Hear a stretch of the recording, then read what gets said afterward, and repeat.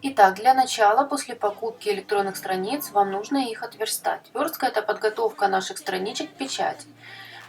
Я пользуюсь программой InDesign. Это платная программа. Заходим в эту программу, файл, создать. Выбираем наши параметры. А4 формат, ориентация альбомная. Для примера покажу вам на 15 страницах.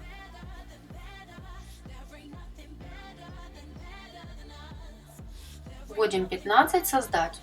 У вас появляются ваши странички, выбираете масштаб, нужный вам подходящий. У меня это 50 или 35%.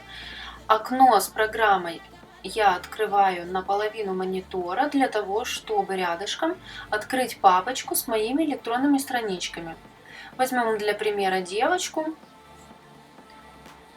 Альбом я буду делать из других страничек, а для примера верстки покажу вам электронные страницы, так эти нам не подходят. К примеру, Fairy Tail на украинском языке. Вот они у меня, эти страницы, так расположены как раз. Удобно, чтобы это окошко разместить рядышком. Переносим нашу страницу первую, она у нас переносится таким квадратиком. Вводим сюда нужные нам параметры 210 на 210 миллиметров. Нажимаем на средний кружочек картинки, еще раз вводим наши параметры. Обязательно проверяйте, чтобы эти две картинки совпадали. Там снизу, я так понимаю, есть слой. То есть это два слоя. То есть вы проверяете, чтобы два слоя были у вас одинакового размера. Итак, копируем эту картинку, вставляем на следующую страницу. Вставить на место и вставить. Перетаскиваем в нужное место, так как у нас это первый разворот будет. Переносим сюда наш титульный лист. Далее у нас будет, как все начиналось. Копируем эти две картинки. Они у нас уже нужного размера все. Нажимаем кнопочку «Скопировать» и «Вставить на место». Также дальше начинаем переносить все нужные нам страницы, которые у нас будут в том порядке, который нужен именно вам. Так как для каждого альбомчика будет разный порядок страниц, у кого-то крещение в 2 месяца, к примеру, у кого-то в 3. И каждый раз вам надо будет заходить сюда, в этот файлик этой программы, и вносить коррективы. Вот мы переносим уже по 2 картинки постоянно, и в эти картинки, в эти квадратики переносим наше изображение, наши электронные странички. Так делаем до самого конца. До самого конца альбомчика. Для меня эта программка самая простая. Я верстала в Word, помню, но было очень сложно. Эта программа предназначена именно для верстки. Нам не хватает одной страницы, добавляем макет страницы, добавить страницу. Это будет наш форзац или нарзац. Вставляем сюда один квадратик уже. И в этот квадратик переносим картинку, которая будет у нас на форзаце. У нас получился такой мини-альбом из 15 страниц. Теперь нам нужно его экспортировать в PDF формат. Нажимаем файл «Экспорт». Называем наш альбом так, как называются странички, Fairy Tail. Ставим пометочку, что они на украинском языке. Дальше указываем место, где будет храниться наш PDF-файл. Значит, здесь я ничего не выбирала, оставила все, как задавала программа. Ничего не меняла, нажимаю «Экспорт». Теперь проверяем, переходим в папку, куда вы скопировали ваш файл. И ищем ваши странички, ваш альбомчик Fairy Tail на украинском языке.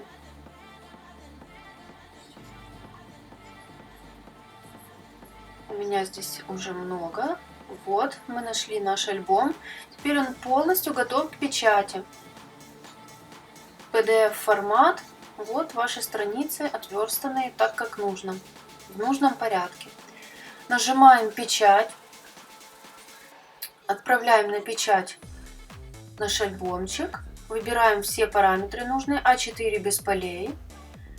Далее Работа с бумагой. Указываем для начала нечетные страницы, печатаем в обычном порядке.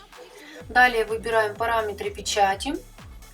У меня Mac iOS, и здесь у меня очень много разных параметров. Я выбираю 4 уже стоит, выбираю простую, нет, не простую, я выбираю или матовую бумагу, или же Quality Jet.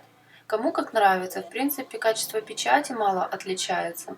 Выбираем мат, допустим. Далее качество, выбираем качество.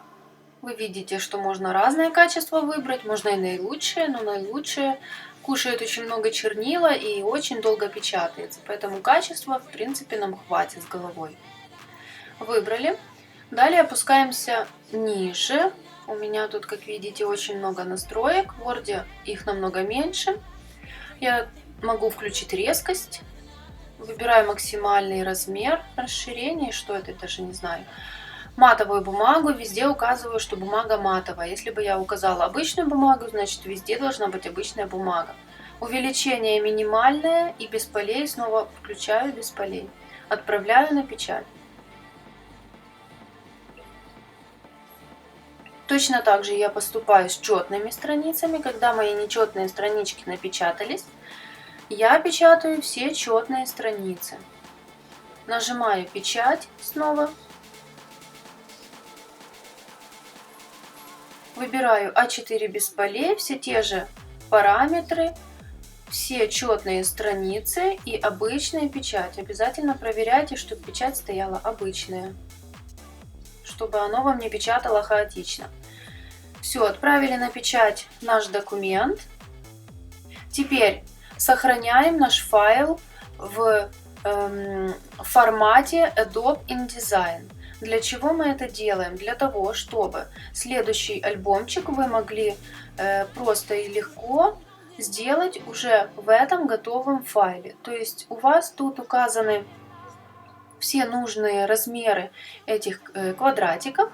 Вам останется только перенести другие странички.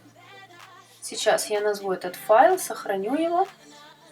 И для примера покажу вам с другими страницами, как это работает. Вот, например, мы хотим сделать другой альбом. Заходим в папочку с нашими электронными страницами, к примеру, Фламинго. Кстати, я буду делать альбомчик на мастер-класс именно с этими страничками, так как это у меня заказ. Мы заходим и просто переносим в том порядке, который нам необходим, все электронные страницы уже в эти готовые ячейки. И точно так же сохраняем, экспортируем в PDF формат для будущей печати нашего нового уже альбомчика. И точно так же сохраняем в формате Adobe InDesign для будущей работы с другими альбомчиками.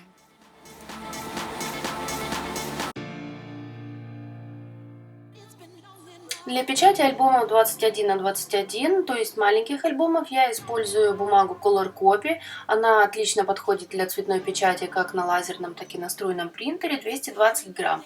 Также я использую бумагу на 250 грамм. Это максимальная плотность, которая подходит на такие форматы. Если же у вас большие форматы альбома 30 на 30, к примеру, тогда можно использовать бумагу плотностью 300 грамм. Итак, наш блок напечатан. Вот так он выглядит. Посмотрим, все ли хорошо напечаталось. Все отлично. Теперь нам нужно обрезать лишнюю бумагу нашего блока.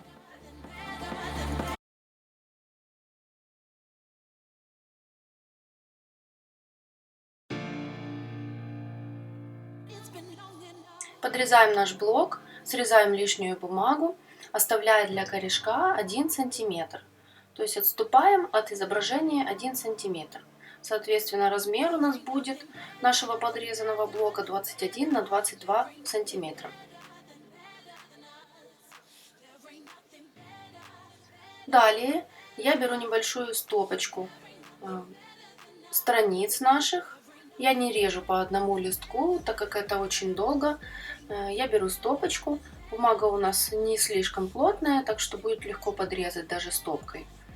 Равняю по предыдущему листочку, который я подрезала. То есть на данный момент это у меня форзац, а так как вы будете следующую стопочку брать, то, соответственно, вам надо будет взять листочек из предыдущей стопочки и уже по этому листочку обрезать вашу стопку страниц. Вот таким образом. Левой рукой сильно придавливаем линейку, для того, чтобы линейка не ездила, не съехала. И аккуратно ножичком несколько раз прорезаем нашу стопку страниц. Не спешите, и нож должен быть обязательно очень острый. Я при каждой резке новой стопочки, вернее не стопочки, а нового блока, я произвожу замену лезвия. Подрезаем так остальные наши стопочки с бумагой до самого конца, пока мы не закончим подрезать весь блок. Таким образом, блок у нас будет ровненько подрезан и аккуратно. Наш блок подрезан. Как видите, все идеально ровненько. С одной стороны, легче намного подрезать, чем нежели когда это большой блок, допустим, 25 на 25 или 30 на 30, когда приходится иногда подрезать со всех сторон, с 4 сторон. Теперь вы выбираете, что вы хотите поставить в начале альбомчика перед титулом, ацетат или кальку. В моем случае это лист кальки с золотыми цветами, а подрезаю я его по размеру титульного листа, перед которым будет стоять калька. Подрезаю с двух сторон.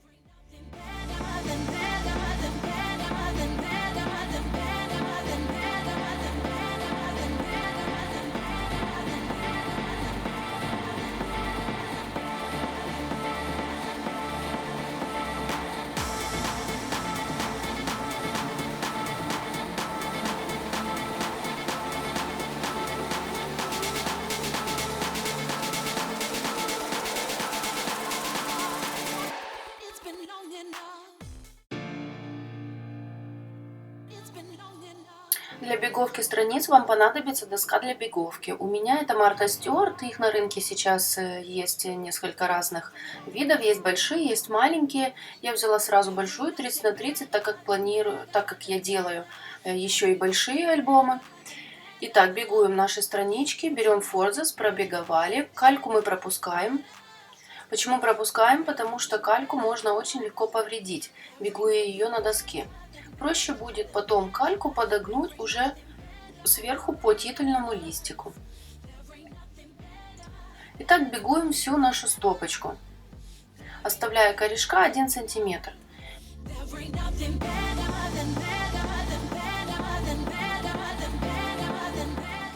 Я использую скруглитель от VM Memory Keepers, радиус скругления, по-моему, 1,2 сантиметра, но так как у нас линия бига, вернее корешок у нас 1 сантиметр имеет размер, то мы скругляем очень аккуратненько, не доходя до линии бига, чтобы случайно эту линию не срезать. Вот так. А уже с этой стороны скругляем полностью, смело вставляем и скругляем полностью на весь угол, который есть у меня в инструменте. Скругляем кальку. И там, где должен будет быть у нас сгиб корешка, мы скругляем чуть-чуть совсем, на глаз приблизительно. Если же вы боитесь, то можете оставить на потом этот процесс. Когда будете уже кальку или ацетат, что там у вас будет в начале альбома, загибать под титульный лист. Я, в принципе, уже знаю, сколько приблизительно нужно срезать. У нас все равно это калька или ацетат, что там у вас будет прятаться под титульным листом, будет приклеиваться, и там не будет видно, сколько вы срезали. Главное, чтобы не срезать именно линию, где будет сгиб кальки. Так скругляем весь наш блок по одному листочку. Да, конечно, можно изначально скруглить весь блок, а уже потом его беговать. Но тогда вам нужно учесть тот момент, что когда вы будете блок подрезать в самом начале, тогда вам нужно будет на корешок оставлять уже не 1 сантиметр, а 1,2, так как радиус скругления у вас уже не 1 сантиметр, а больше. То есть вы должны учесть этот момент и не забыть о нем. Тогда можно сначала скруглять, а потом уже беговать. И, соответственно, корешок у вас будет уже длиннее. Не 1 сантиметр, а 1,2, к примеру. Для меня немного великовато. Вспомнила, у меня есть еще вот такой скруглитель. Его можно купить даже в офис-центре, по-моему. Или же, если нет, то просто набрать в интернете скруглитель уголочков, дырокол такой. Но он не скругляет картон переплетный толще 1 миллиметра.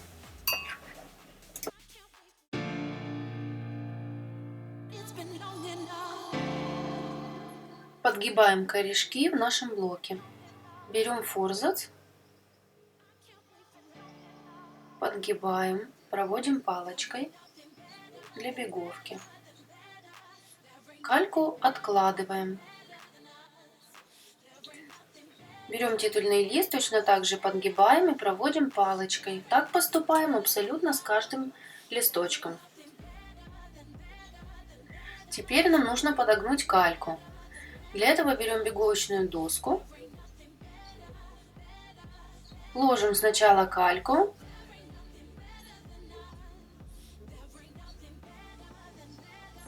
на изнаночную сторону, и теми уголками, которые скруглены меньше, мы ложим на сторону сгиба. Не перепутайте. И вот так аккуратненько подгибаем нашу кальку поверх титульного листа. Проводим палочкой. Получается тетрадка. Поверх этой тетрадки мы вставляем наш форзац. Таким образом, форзац у вас получится немножко короче, буквально на 1,5 миллиметра.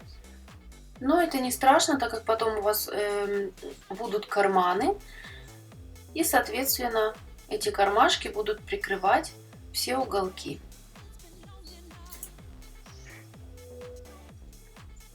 Продолжаем подгибать наши странички.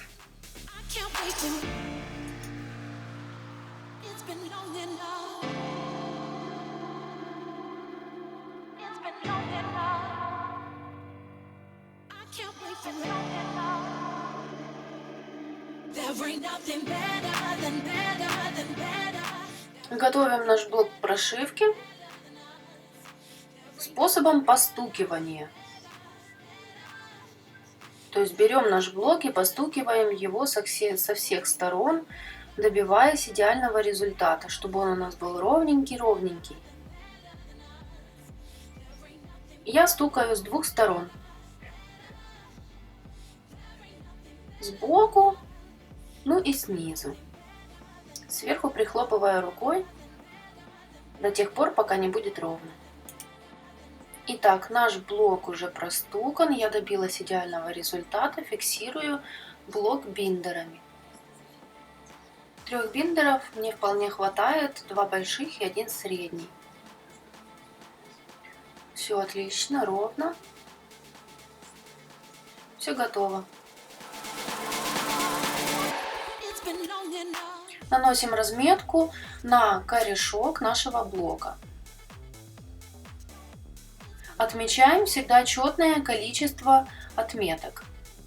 Я беру по 5 квадратиков с каждой стороны, снизу и сверху. Так как иголка у меня имеет размер 5,5 сантиметров, мне будет удобно делать 5 квадратиков для того, чтобы при прошивании блока иголка с легкостью выходила с каждого края, и я могла ее поддеть пальцем. Так намного проще и легче шить.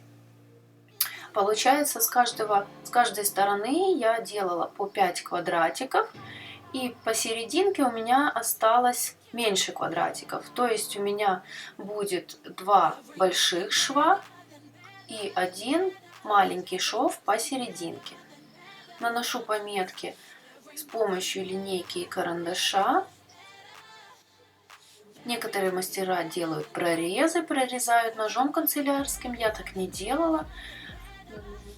Мне с карандашом намного проще.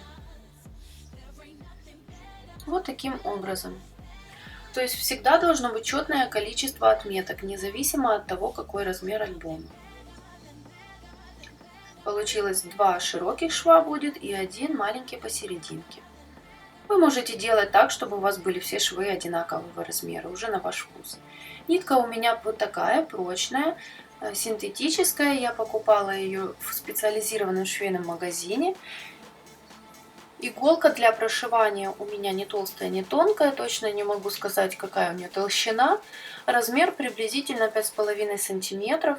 Именно поэтому я и разметку делала на 5 клеточек сверху и снизу, для того, чтобы иголка с легкостью выходила, и я могла ее поддеть пальцем.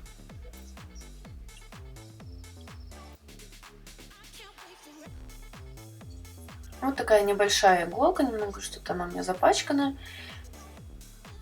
И большая игла для плетения каптала длинная. Берем нитку, отматываем столько, сколько вам будет удобно.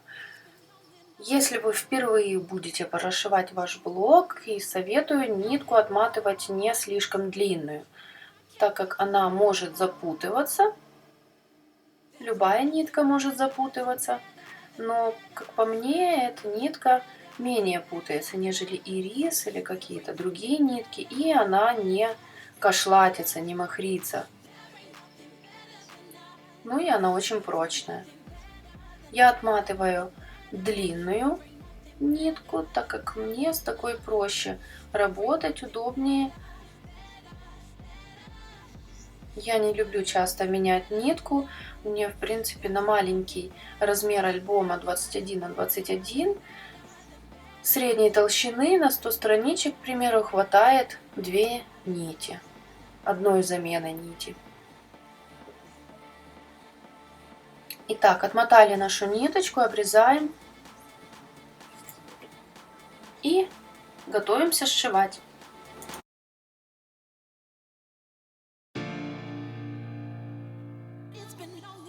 Сшиваем наш блок. Я предварительно сделала дырочки. Вы можете их не делать, можете делать, я дырочки не делаю. Начинаем сшивать нашу первую тетрадочку, которая состоит из 3 листиков. Мы все эти листики сшиваем вместе. Вот таким образом. То есть, так как у вас ниточка вошла, она точно так же должна выйти наружу. Сшиваем, предварительно сделав дырочки. Можете дырочки не делать. Я тут сделала дырочки на нескольких листиках, чтобы вам показать. Вообще дырочки я перестала делать. Вот такой узелок может завязаться, но данная нить быстро распутывается. Поэтому я ее и выбрала. Берем следующий лист, прикладываем к нашей тетрадке, придерживаем рукой, входим в дырочку, выходим, доходим до нашего стежка. Вот снова узелок. Точно так же иголочкой его быстренько разматываем. В данном процессе лучше не спешить. Нитка прочная, и если будете спешить, может прорвать страницу. Заходите под нитку и входите в дырочку следующего листика. Выходите, опять доходите до стежка. Точно так же делаете скрещение под ниточку и заходим в листик. И выходим. Теперь нам нужно эти 2 листа, этот лист и тетрадку, стянуть аккуратненько, вот так за 2 ниточки тянете и стягиваете. И фиксируете это все узелком. Я завязываю тройной узел, так как нить, она такая эластичная, и может 2 узла не хватить. Нитка может просто развязаться. Вот так хорошенько придерживаете пальцем, чтобы ваша тетрадка и листик не разошлись, чтобы между ними не было огромной щели. Старайтесь это все дело придерживать руками. Вот так. Завязали, обрезали лишнюю нитку. Берем 3-й лист. Входим, выходим, доходим до скрещения нитей. Теперь поддеваем иголочку под ниточкой предыдущего листа над скрещением. Не под ним, а над скрещением. Вот так. Под ниточку над скрещением. Входим в лист, снова выходим, доходим до скрещения нитей следующего. Точно так же.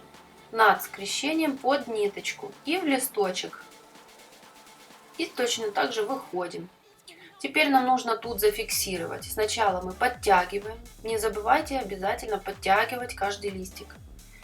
Заходим под нить. Делаем петельку. Со внутренней стороны блока заходим. И поддеваем под петельку, завязываем такой узел. Берем следующий листик. Все это придерживаем рукой левой. Точно так же его прошиваем. Выходим. Под ниточку над скрещением. И заходим в лист. Выходим. И точно так же над скрещением под ниточку.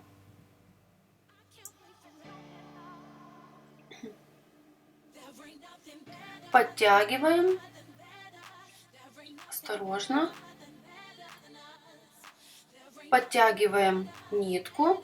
Стягиваем наши листы. Сжимаем их левой рукой. И со внутренней стороны под стежочки заходим иголкой, делаем петлю. И завязываем узелок.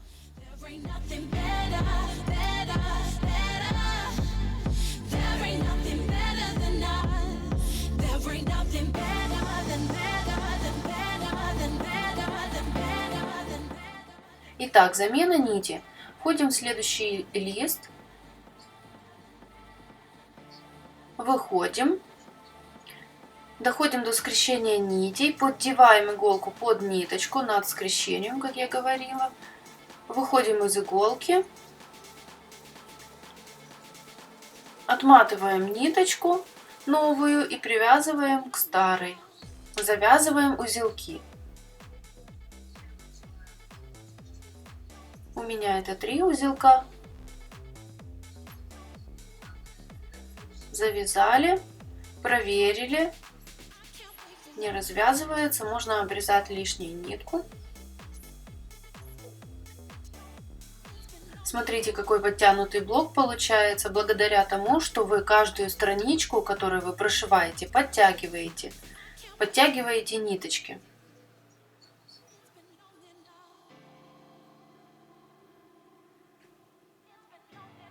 Благодаря этому ваш клей не будет быстро затекать в большие щели, так как у вас не будет щелей. Итак, теперь ничего поддевать не надо, просто входим в следующий лист. Выходим. Поддерживаем левой рукой длинную нитку, для того, чтобы она не запутывалась. Вот таким образом, аккуратно, не спеша. Поддеваем снова нитку над скрещением. Входим в листик, выходим.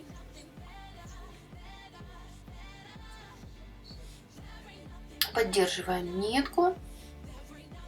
Подтягиваем обязательно. Аккуратно, чтобы не развязались узелки. Подтянули. И с внутренней стороны входим иголочкой под узелки.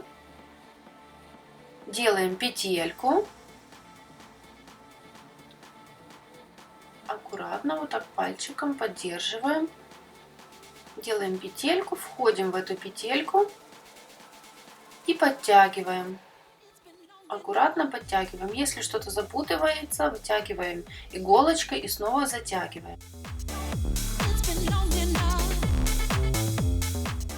Вот наш блок прошит. Как видите, нету никаких щелей, благодаря тому, что мы хорошо протягивали и стягивали ниточку, когда прошивали блок. Проклеиваю блок я в 2 этапа. Первый этап: с помощью клея Момент Кристалл хорошенько промазываю блок. Но при этом я не наношу много клея, просто равномерно разношу его по всему блоку.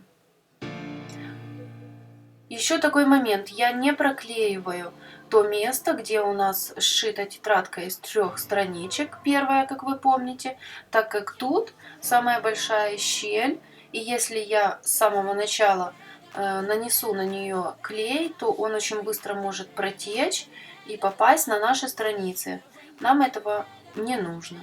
Хорошенько промазываем там, где у нас нитки, там, где у нас скрещение. А зону, где у нас первые страницы, где у нас тетрадочка, мы эту зону оставляем на самый последний момент.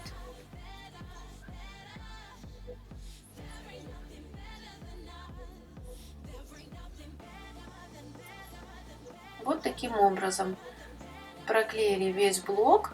Далее проклеиваем место, где у нас сшита первая тетрадочка. Итак, дошли до этой зоны, промазываем клеем, поддерживая пальцем левой руки. Работаем быстро и уверенно, так как клей жидкий, чтобы он не затекал лишний раз. Берем 2 картоночки под размер нашего альбома. Картон у меня переплетный 2 мм толщиной. Берем струбцины. Покупала я их в Эпицентре, вот такие они. Брала те, которые побольше, так как там есть поменьше. И затягиваем с этой стороны. С этой стороны я затягиваю в том случае, если у меня блок очень-очень толстый. В нашем случае, в принципе, можно затягивать таким образом, а можно затягивать и поверх. Проверяем, все ли хорошо, не деформировался ли наш блок при затяжке, не съехало ли в сторону, чтобы все было ровненько, все проверяем, сжимаем, просматриваем.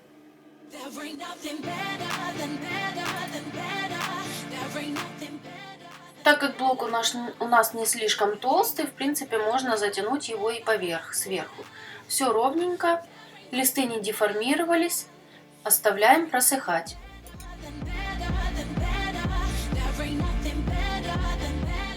Для второго этапа проклейки блока я использую 2 вида клея. Мой фаворит Фабрика Декора, очень долго ним пользуюсь.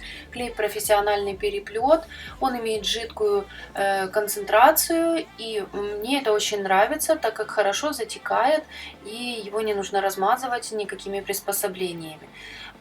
Также клей Такиглу брала на замену Фабрики Декора, когда у меня его не было. Литраж вдвое больше, стоимость его 150 гривен. Он мне не очень нравится тем, что он слишком густой, его нужно чем-то размазывать, или кисточкой, или же картонкой, если кисточки нет. И он такой больше на пасту похож. Все-таки Фабрика Декора остается на первом месте, и пользуюсь я только этим клеем. Ну что, посмотрим. Наш блок подсох после клея момент. Очень хорошо схватился. Засох быстро, буквально за полчаса. От картонки могут оставаться следы, но ничего страшного в этом нет. Блок хорошо схвачен. Теперь приступим ко второму этапу. Будем проклеивать Фабрикой Декора. Возможно, потом покажу вам, какой клей Такиглу. Начнем с этого клея. Как видите, носик тоненький и клей жидкий. Вот таким образом я наношу на весь мой корешок данный клей толстым шаром. Такиглу можно с трудом нанести толстый шар, там его нужно размазывать, промазывать, он слишком густой. Ну, может, тем и лучше, так как он получается экономнее, чем Фабрика Декора. Фабрика Декора у меня быстро заканчивается, потому что я наношу толстый слой. Вот сейчас покажу вам, какой клей Такиглу.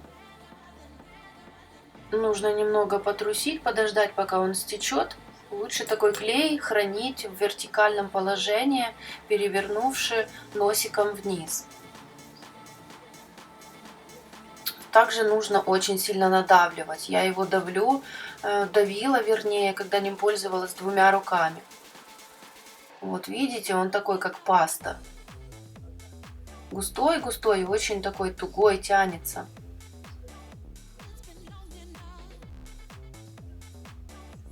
Вот, носиком он не размазывается абсолютно, получается буграми.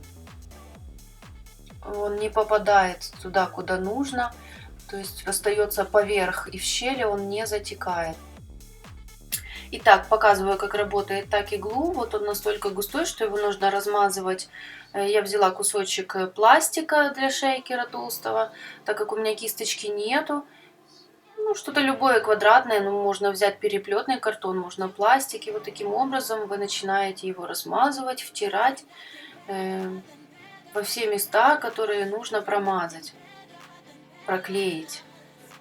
Заканчивая проклеивать блок я фабрикой декора, все-таки он мне удобней, он более жидкий, и ним можно нанести более толстый слой клея. Конечно, такой блок будет сохнуть дольше, нежели с клеем, так иглу, но не вижу в этом ничего такого страшного, можно и подольше поставить его на просушку. Я чаще всего ставлю блок сохнуть на ночь. Или же утром, например, я его проклеила, и вечером я уже с этим блоком могу работать дальше.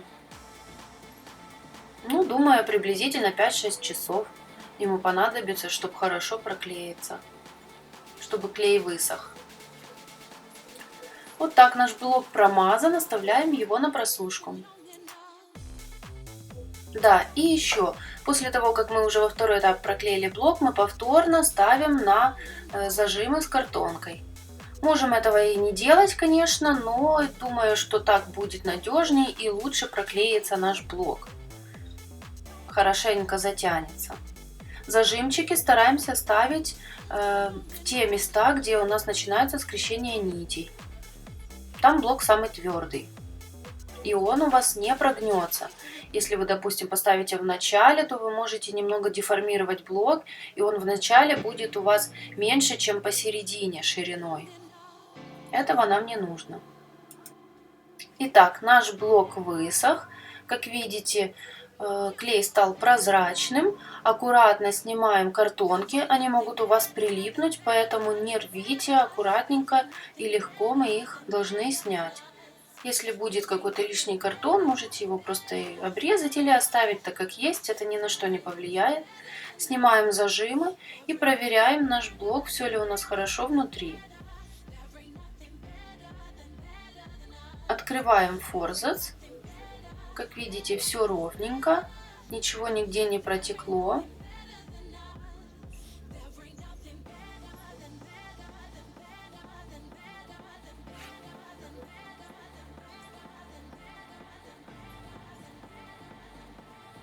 Далее у нас вот эти корешочки, они торчат, их нужно проклеить.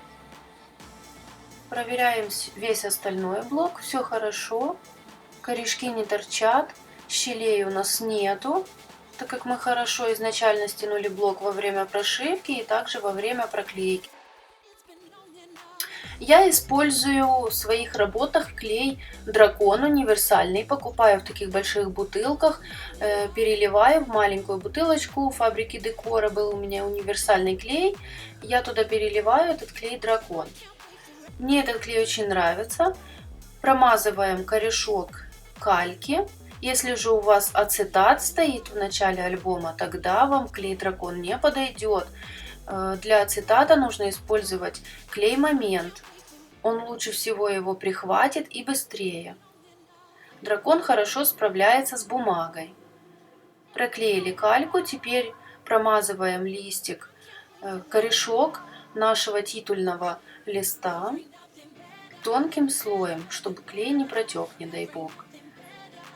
И хорошо пальцем проводим, долго прижимая, чтобы хорошо все проклеилось и не было никаких просветов. Сейчас я в работе использую клей Дракон, он очень экономный. Раньше я пользовалась фабрикой декора универсальный. Дракон же, он стоит 800 мл, стоимость его 50-60 гривен плюс доставка, поэтому я беру сразу несколько бутылок. Вот. Проверяем наши корешки, все проклеено, все ровно, также повторно проверяем весь блок. Еще Дракон имеет такой момент, что он когда подсыхает, он деревенеет. Я считаю, что это хороший плюс для работы с бумагой. Но минимальная плотность бумаги должна быть 220 грамм.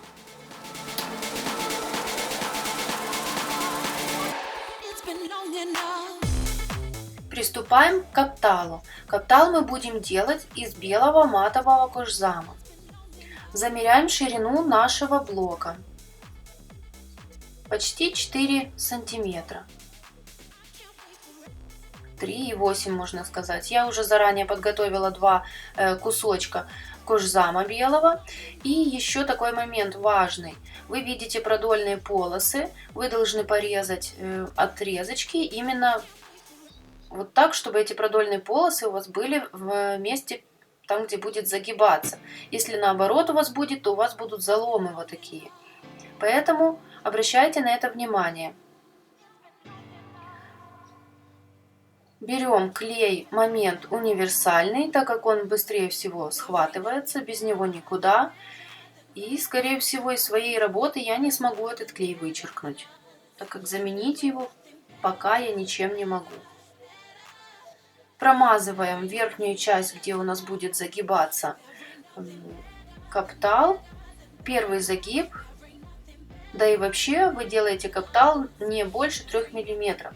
Поэтому старайтесь как можно меньше загибать. Тогда он будет аккуратнее. Нам не нужен большой и высокий каптал. Вот таким образом. Приблизительно 2 мм, возможно немножко больше. Это максимальный минимум, который я могу подогнуть. И второй раз подгибаем. Всего делаем 2 загиба. Хорошо сжимаем. Смотрим, чтобы не было клея. Клей момент хорош тем, что он еще быстро скатывается и не оставляет никаких следов. Ровненько. Так что наш каптал был ровный. Поджимаем. Наносим клей на оставшуюся часть каптала. Хорошо промазываем зону там, где сгибается каптал, чтобы он хорошо прилегал к нашему блоку. Промазали не слишком толстым слоем, но и не слишком тонким.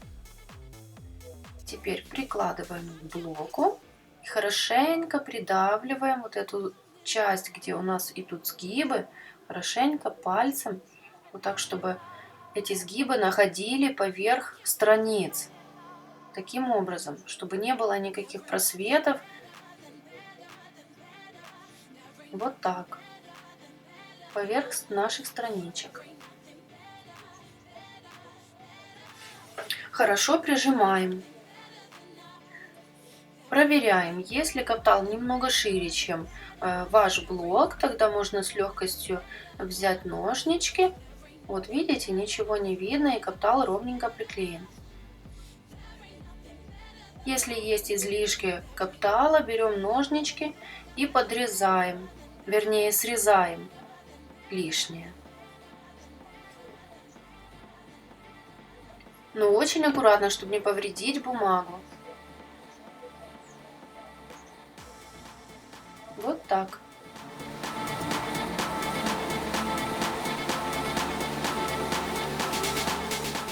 Точно так же поступаем и со вторым капталом. Вот у нас уже все готово. Проклеиваем полностью весь каптал.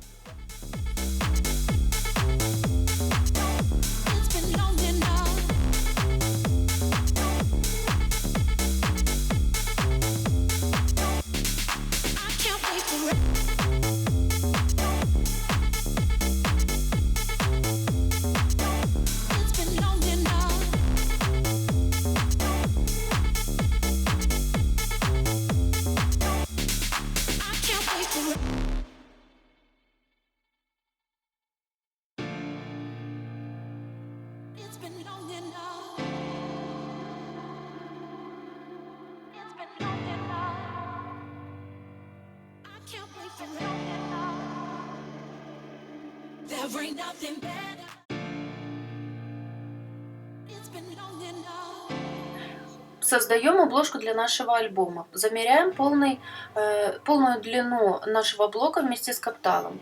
У нас получается 21 сантиметр 8 миллиметров. Значит, нам нужно вырезать 2 ровных квадрата из переплетного картона 21 на 8 на 21 на 8. Я использую для маленьких альбомов минимум 1,5 мм толщина картона, максимум 2 мм. В данном альбоме я использую 1,7 мм толщину переплетного картона. Вырезали 2 квадратика, теперь приступаем к нашему шейкеру. Вырезаем круглое окошко для нашего врезного шейкера. В работе я использую круговой резак американской фирмы Xcut, по-моему. Вот такой он. Для окошка беру 10 сантиметров, чуть-чуть больше даже. Да, еще хочу показать вам, есть альтернативный резак, циркульный резак. Вот так он выглядит, стоит около 100 гривен. Я очень долго ним пользовалась. Он имеет 5 лезвий на замену. Раскладывается. Максимальный диаметр кругов может быть 30 сантиметров. Сзади у него хранятся лезвия. Вот здесь открывается крышечка. Здесь у него заменные лезвия и графитовые вставочки для того, чтобы не резать, например, а рисовать. То есть вы вытаскиваете лезвие и вставляете графит. Неплохая альтернатива круговому американскому резаку. Значит, берем наш резак. У меня это круговой резак. Вырезаем окошко диаметром 10, можно 10,5. Я взяла 10,2 или 10,3 мм. И размещаем. Вырезаем круг, чтобы он был посередине. Но посередине относительно боковых сторон. Относительно верха и низа можно поднять этот круг немного выше, чтобы снизу у вас было чуть-чуть больше места, чем сверху, для того, чтобы внизу разместить декор, возможно, надпись возле рамочки, чтобы смотрелось все пропорционально. Если мы сделаем чисто посередине круг, то у нас будет складываться ощущение, что сверху над рамочкой чего-то не хватает. Поэтому немного поднимаем выше наш круг. Как видите, этим круговым резаком мне сложно работать. Я чувствую, что придется покупать снова циркульный резак. Вот так он не прорезает, он не справляется полностью. Он может прорезать только 1,5 мм или... вернее, не 1,5 мм или же 1,2 мм. Тогда он прорезает полностью. То, что я не дорезала, я дорезаю канцелярским ножом. Очень аккуратно.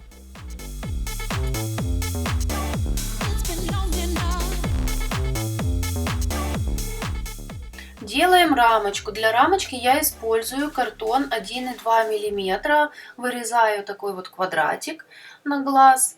Смотрю, сколько, приблизительно 15 на 15 сантиметров, возможно, немножко больше. Из этого картона мы будем вырезать нашу рамочку. Такой картон я покупаю в больших листах, метр на 60 или на 70 сантиметров. У нас в магазинчике в нашем городе очень удобно.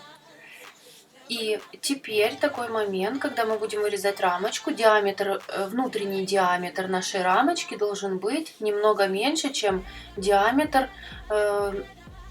нашего окошка на обложке. Если у нас окошко было 10,2 мм, то значит на рамочку нам надо, на внутренний диаметр рамочки нужно брать меньше, 9,5. Приступаем к прорезанию первого кружочка. Хорошо левой рукой придерживаем, чтобы не съезжал наш резак. Прорезаем круг первый. Как видите, я снова прикладываю много усилий для того, чтобы прорезать.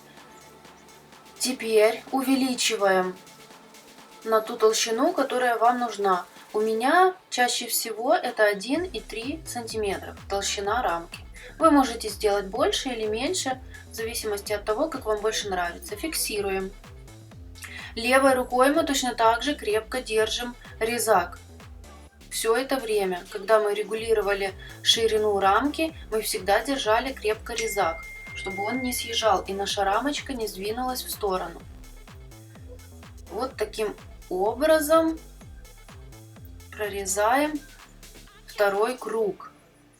Вот наша рамочка получилась. Как обычно, оно не дорезало до конца. Теперь придется все это обрезать, прорезать канцелярским ножом.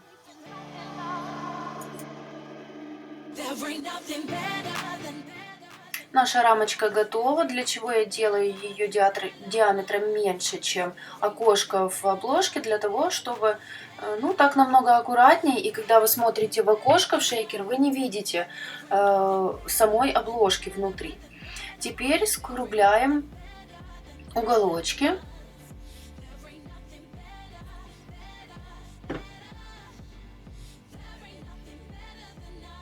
Я по несколько раз скругляю, так как с первого раза оно не до конца скругляет картон. Уголки скруглены, берем уплотнитель, у меня это Slimtex 250 грамм плотностью. Вырезаем из нашего Slimtex 2 квадратика, немного больше, чем наши квадраты из картона. Уже потом мы подрежем ровно под картон.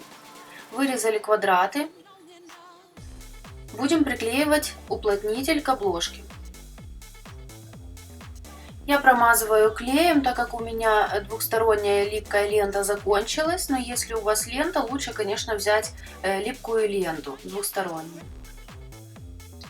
Промазываем обложку. Хорошо промазываем края нашей обложки, не сильно много, но тоже и немало, чтобы наш утеплитель плотно зафиксировался на обложке. Берем магнит. Я использую магнит толщиной 2 мм и диаметром от 1 см. Можно взять и больше диаметр, до 1,5. Но толщина должна быть его минимум 2 мм. Берем отрез с уплотнителя и приклеиваем той стороной, которая блестит. Почему я приклеиваю именно так? Мне так больше нравится. Мне нравится, когда под тканью та сторона, которая без этого покрытия. Так альбом мягче, что ли, кажется. Теперь я буду срезать лишние края с уплотнителем. Точно так же я поступаю со второй частью обложки. Промазываю клеем, приклеиваю утеплитель и срезаю лишние края.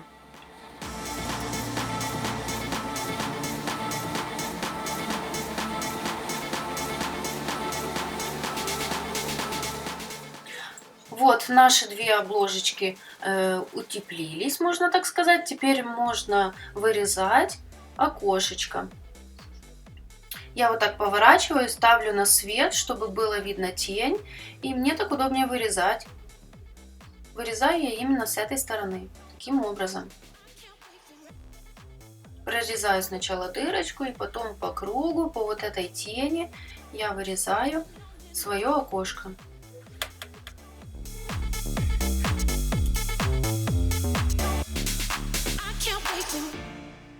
Приступаем к обтягиванию рамочки. Я использую такой же белый переплетный матовый кожзам, как и на моем каптале. Обрисовываю рамочку карандашом. Предварительно я вырезала круг. Вот так. Такой кожзам можно купить в любом скрап-магазине. Все магазины я предоставлю, которые у нас есть в Украине. Делаем надрезы ножницами. Надрезы, важный момент, эти надрезы нужно делать, не доходя до рамочки, минимум 1 мм, можно даже больше, смотря какая толщина у вас рамочки. Если у вас рамочка толщиной 1,2, как у меня, значит мы не дорезаем 1,2 мм, можно даже чуть-чуть больше не дорезать. Лучше не дорезать, чем перерезать. Вот так, не дорезаем. Итак, мы сделали надрезы. Теперь будем обтягивать нашу рамочку. Прикладываем той стороной, которая более ровнее у вас получилось. То есть это в моем случае это противоположная сторона той, на которой я прорезала круги. Не знаю, почему резак так режет, но я так прикладываю. Промазываем клеем момент. До половины круга промазали, немножечко размазали вот так вот, для того, чтобы клей просох, и чтобы ваш кожзам моментально прихватился. Натягиваем, но при этом придерживаем большим пальцем снизу рамку, чтобы она не съезжала. Подтягиваем каждый хвостик, подбираем его с краюшку и этим краешком натягиваем на рамку, для того, чтобы у вас не торчали такие вот бугорки на рамочке. Бывает, что вот торчат бугорки. Старайтесь хорошенько натянуть каждый хвостик, но при этом, чтобы рамочка не сползала. Кто-то натягивает с помощью палочки для беговки, но у меня никогда так ровно не получалось. То есть вначале я всегда вот так натягиваю таким образом. То есть рамочка лежит на коврике, и я за каждый хвостик, за краюшек я тяну пальцами. Вторую часть рамочки я натягиваю вот таким же образом. Правой рукой поддерживаю, левым пальцем хорошо подгибаю каждый хвостик. При этом проверяю, чтобы у меня ничего нигде не торчало, никаких бугорков, чтобы у меня не было. Вот видите, тут бугорочек, надо отклеить и снова приклеить. И вот так подтягиваю каждый хвостик. Вот тут у меня бугорочек, нужно оторвать и снова приклеить.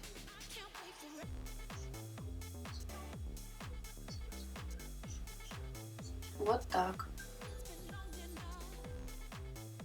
Все ровно. Теперь вырезаем внутренний кружочек. Просто делаем надрез канцелярским ножом, дальше уже вырезаем ножницами, отступая, ну, приблизительно пол-миллиметра, это минимум, пол-сантиметра вернее. Можно немножко больше. Ну, пол-сантиметра нам, в принципе, хватит, так как у нас сама рамочка, она не широкая. Точно так же делаем надрезы с отступом 1 и 2 миллиметра. Если у вас рамка толще, соответственно, нужно делать отступ больше. И вот так рукой прокручиваем, правой рукой прорезаем.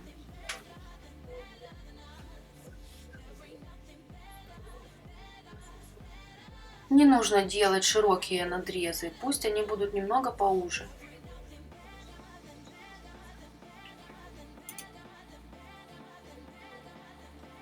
Дорезаем, берем клей и точно так же промазываем уже всю нашу рамку. Хорошенько промазываем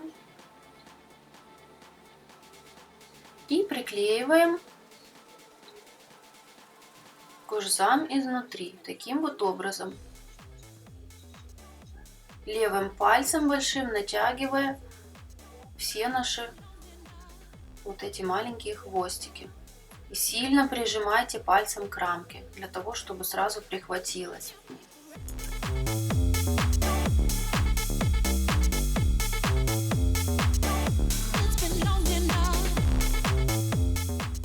Итак, делаем корешок для нашего альбома. Повторно проверяем толщину нашего блока. Берем плотную бумагу. Минимальная плотность такой бумаги для корешка должна быть 250 грамм. Можно взять немного толще. Я использую остатки бумаги, которые у меня были в расходе для больших альбомов. Использую эти остатки для моих корешков. Итак, ложу мой кусок бумаги, который я уже предварительно подрезала под размер альбома. Корешок я всегда режу немного меньше, чем саму обложку. То есть если обложка у нас 21,8, корешок я делаю 21,5 миллиметров. Итак, мы сделали пометочки наши на корешке. Теперь нам нужно пробеговать. Бегуем. Бегуем по нашим отметкам. Почему я делаю корешок немного меньше, чем обложку? Для того, чтобы потом он не торчал. Когда он немного меньше на пару миллиметров, то с ним намного легче работать. Разница в размере абсолютно незаметна. Итак, мы пробеговали наш корешок. Теперь сгибаем его с двух сторон, только с двух сторон. С одной стороны и с другой стороны. Он получается буквой П. Больше никаких сгибов мы не делаем. Обрезаем лишнее. Сильно много хвостиков нам тоже не нужно. Вот такой корешок, основа для нашего корешка. Оставили пока корешок, приступаем к обтягиванию обложки тканью. Я уже предварительно вырезала 2 квадрата из польского хлопка стопроцентного. Запасы беру по 2 сантиметра, максимум по 2 сантиметра с каждой стороны моей обложечки. Вот так прикладываю ткань. Предварительно я ее прогладила очень хорошо. И теперь можно обтягивать обложку. На моей ткани принт в полоске, значит мне нужно обложку приложить так, чтобы эти полоски не съехали никуда в бок, чтобы все ровненько было. Подравниваем и смотрим. Переворачиваем обложку, обтягивать тканью я начинаю всегда с вот этой части обложки, там где будет крепиться корешок. Мне так удобней. Промазываем клеем ровно столько, сколько у вас запаса ткани.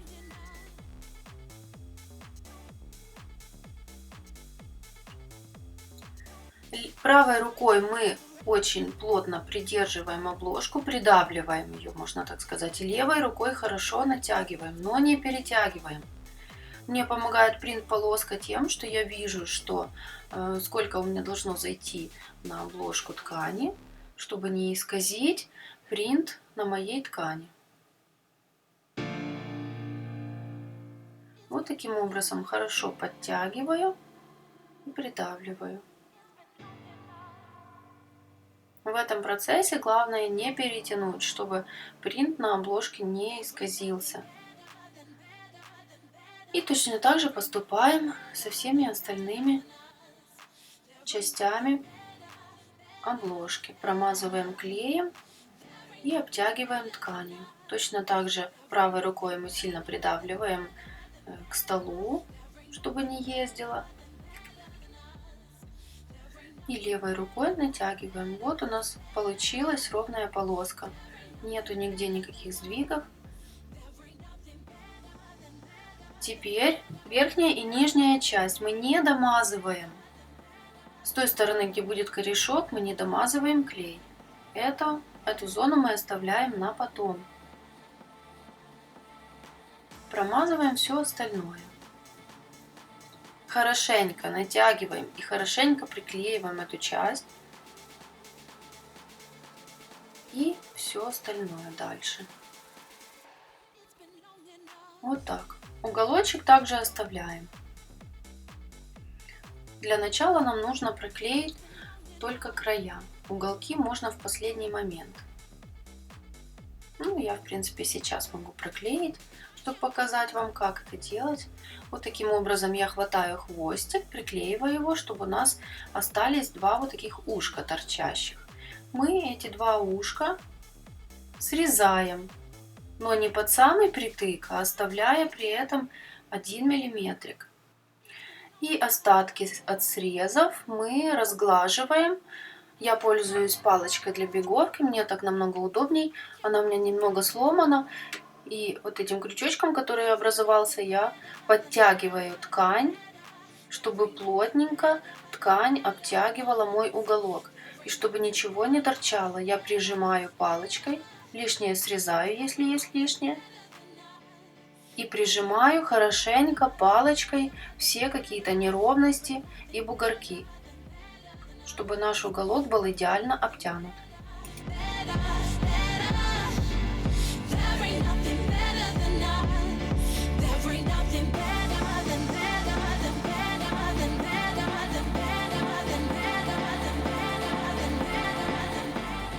Проделываем все то же самое с противоположной стороной нашей обложки. Так, первая часть обложки у нас обтянута, все красиво, аккуратно, ровно, принт не съехал. Вырезаем теперь окошко, вернее кружочек в нашем окошке для того, чтобы его обтянуть. Расстояние может быть до 1 сантиметра, то есть, в принципе, можно чем побольше оставлять. Вырезаем кружок. Приступаем к надрезам. Надрезы у нас должны быть на расстоянии 2 мм. Это минимум. Несмотря на то, что обложка у нас, вернее картон у нас 1,7, вы должны учитывать то, что у вас еще слимтекс занимает место. Так что минимум 2 мм. Можно даже еще больше. 4 даже. Смотрите уже по факту. Наносим клей. То место, где будут приклеиваться у нас наши ушки. Теперь наносим еще клей на внутреннюю часть окошка, для того, чтобы ткань лучше прихватилась. Вот так. Я наношу пальцем, не пугайтесь. Клей этот скатывается отлично и, в принципе, никак негативно не отражается на коже. Ну и положительно тоже никак не отражается. Теперь мы берем левой рукой, поступаем точно так же, как и с нашей рамочкой. Обтягиваем, левым пальцем натягиваем, правым придерживаем. При этом указательный палец левой руки должен с той стороны обложки подтягивать ткань, помогать. То есть указательным пальцем вы подтягиваете ткань, а большим вы эту ткань уже натягиваете и фиксируете, прижимая сильно пальцем к обложке. Это делается для того, чтобы вот эти разрезы не были видны, когда вы будете смотреть на вашу обложечку. Вот таким вот образом.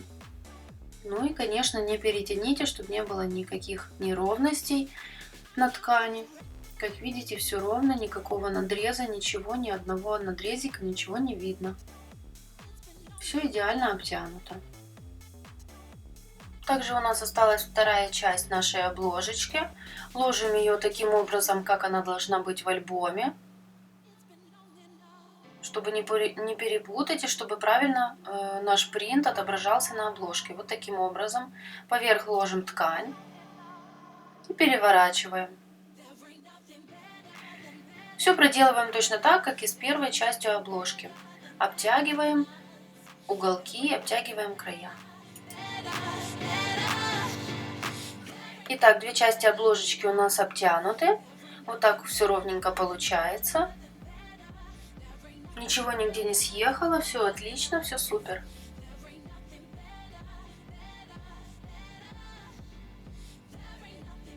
Приступаем к следующему этапу. Делаем заготовку для нашего хлястика. Отрезаем из белого матового кожзама переплетного отрез длиной около 20 см, шириной 2,5 см. Подрезаем под ровным углом с каждого края. Вот так. Берем наш скруглитель, так как он имеет два разных радиуса, один большой, другой поменьше, скругляем тот, который поменьше.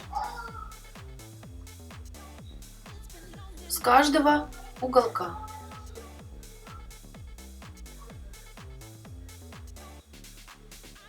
Срезаем наши уголки на хлястике.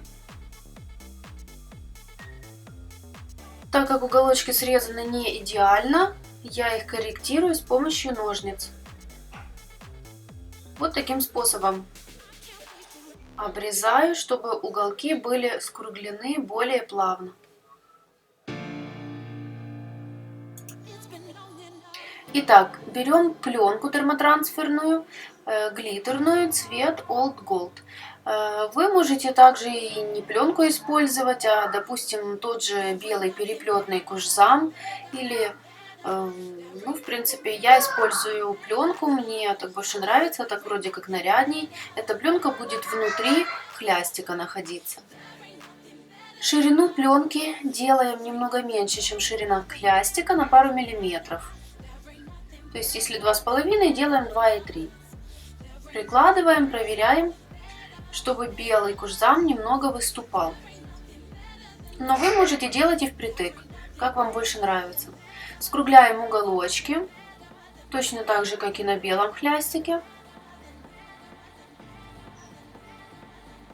Корректировать и подрезать там ничего не надо, уголочки скругляются хорошо и плавно, так как пленка идет защитной пленкой и она тверже, чем кожзам. Наша заготовка готова. Берем отрез термотрансферной пленки для нашего корешка. Я всегда покупаю пленку в больших отрезах. Один отрез 10 на 25 сантиметров, тут у меня 4 отреза. Так как у нас корешок будет со внутренней стороны покрыт тканью, то в принципе нам нужен небольшой отрез глиттерной пленки.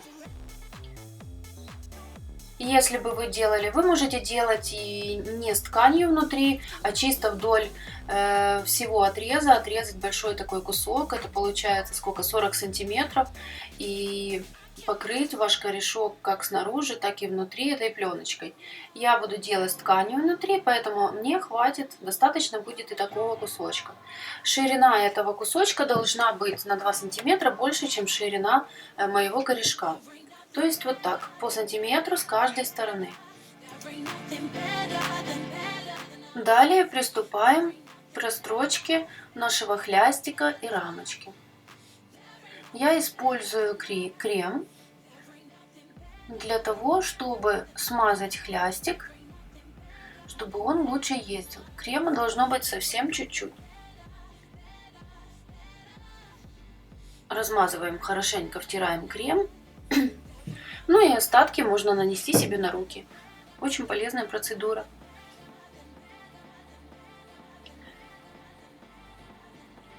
Итак, начинаем строчить. Ширина стежка у меня приблизительно 3,5 миллиметра.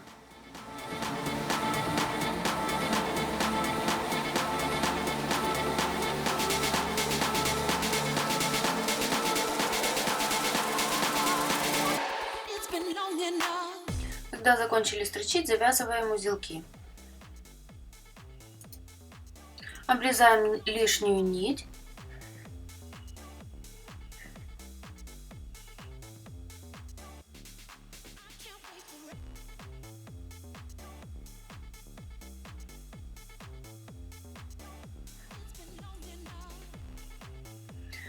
Вот такая строчечка у нас получилась, ровненькая, аккуратная. И теперь приступаем к нашей рамочке. Точно так же смазываем ее кремом. Крема много не нужно. Нужно просто немного смазать рамку и потом этот крем втереть в нее. Ну и остатки крема, как обычно, на руки. Чтобы работать было приятно.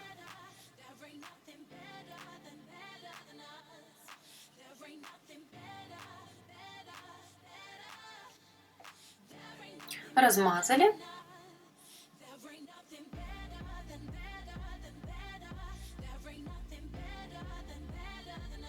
Опускаем иголочку, не опустив лапку, потом опускаем лапку и потихоньку начинаем строчить. Правой рукой мы придерживаем вот так вот рамочку двумя пальцами, а левой рукой мы ее продвигаем, но не толкаем, ни в коем случае не толкаем. Мы просто должны ее придерживать. Таким образом мы эту рамочку фиксируем. Благодаря чему в конечном итоге у нас получится ровный стежочек без прострочек.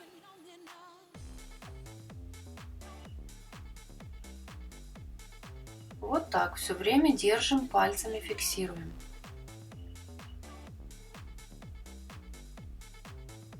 Доходим до конца, конечно же, стараемся попасть в предыдущий, в самый первый стежок, в дырочку.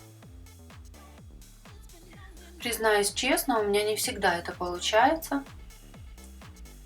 Посмотрим, или в этот раз получилось. Отлично. Точно так же вытягиваем ниточку и завязываем с обратной стороны узелки.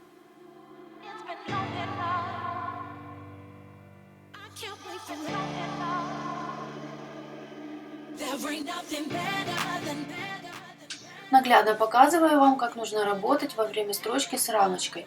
Рамочка двигается, вы ее придерживаете. Вы ее не двигаете, она двигается сама. Вы просто ее придерживаете правой рукой 2 пальцами и 2 пальцами левой руки также.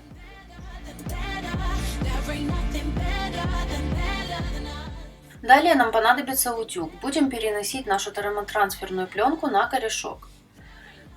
Ставим на утюге отметочку между 2 и 3. Берем наш отрез пленки. У меня уже 2 корешка, так как я делала еще корешок для следующего альбомчика маленького. Решила заодно и на него сделать. Вот равняете, равняете так, чтобы у вас по 1 сантиметру было с каждой стороны, так как мы и рассчитывали. Придерживаете утюгом, но не передерживаете. Также не доходя до самого края, потому что вы можете перенести пленку на вашу гладильную доску. Вот так хорошенько проглаживаем, потом, если будет недостаточно, в самом конце вы еще раз прогладите. Теперь снимаем защитную пленку, охлаждаем сначала и снимаем защитную пленку из нашей термотрансферной пленочки. Аккуратно, чтобы не порвать, потому что пленочка под ней глиттерная, она тоненькая, и когда она нагретая, она может порваться, поэтому аккуратненько отклеивайте. Теперь подгибаем и снова проходимся утюгом. Тоже аккуратненько, чтобы случайно не разорвать. Точно так же поступаем с другого края.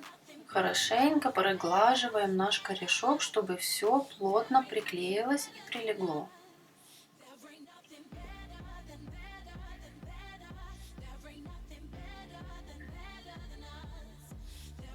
Вот таким образом. Наш корешок практически готов. Как видите, все хорошо сгибается. С такой пленкой ваш корешок будет плотным и надежным. Он никогда не порвется и ничего с ним не случится. Будет прочным. Теперь берем наш хлястик. Вот уже готовый хлястик, я вам покажу, как он выглядит. Таким образом. Берем нашу обложечку, проверяем. Да, все хорошо, все держится. Берем нашу заготовку, прикладываем сначала магнит. Магнит я беру тоньше, не в 2 мм, а немного тоньше, 1 мм толщиной. Прикладываем магнитик, под нее я прокладываю термотрансферную пленочку изнанкой, как видите. Вот так, чтобы липкий слой приклеился к нашему кожзаму. Переворачиваем.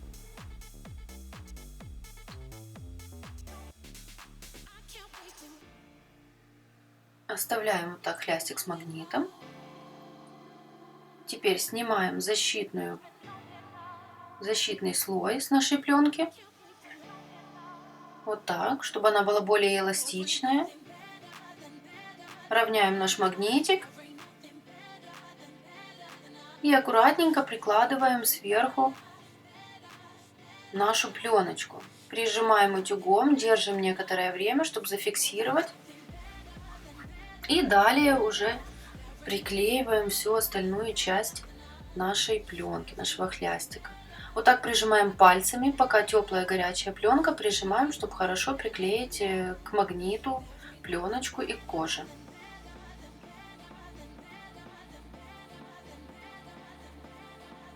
Вот так, все делаем аккуратно и не спеша, точно так же проверяя, все ли приклеилось. Если нет, проходимся еще раз повторно утюгом. Проверяем, все ли правильно мы поставили, все клеится, значит магнит поставлен правильно. Это готовый хлястик, который мы будем использовать в нашей работе.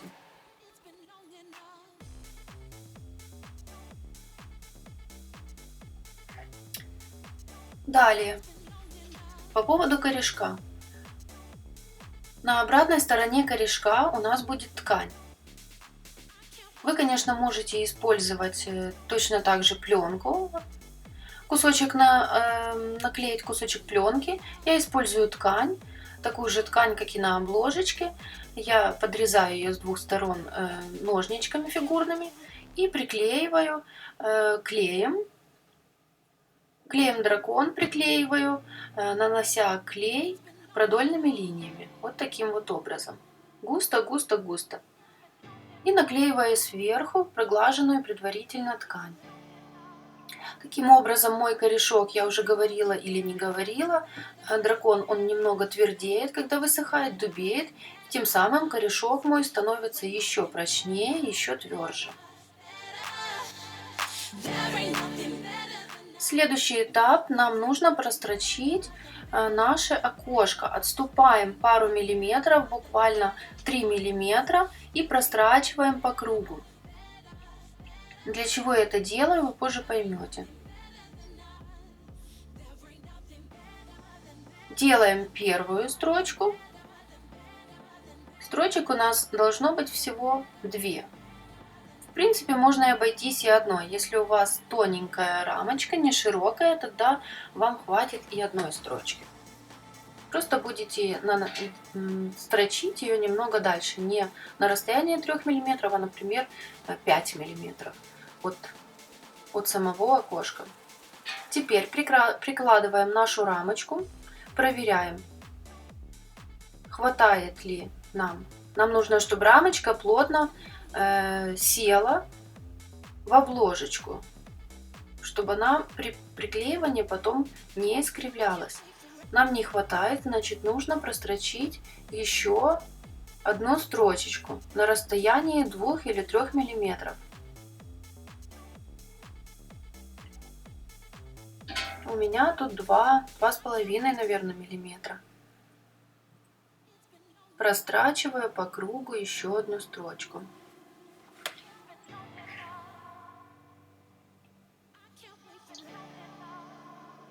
Вторую строчку нужно делать аккуратнее, не спеша, для того, чтобы не выйти за рамки, чтобы вы не сделали строчку шире, чем ваша рамочка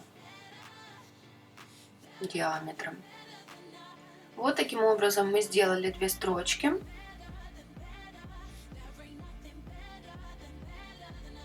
Теперь в эти строчечки наша рамочка с легкостью входит. Вот так.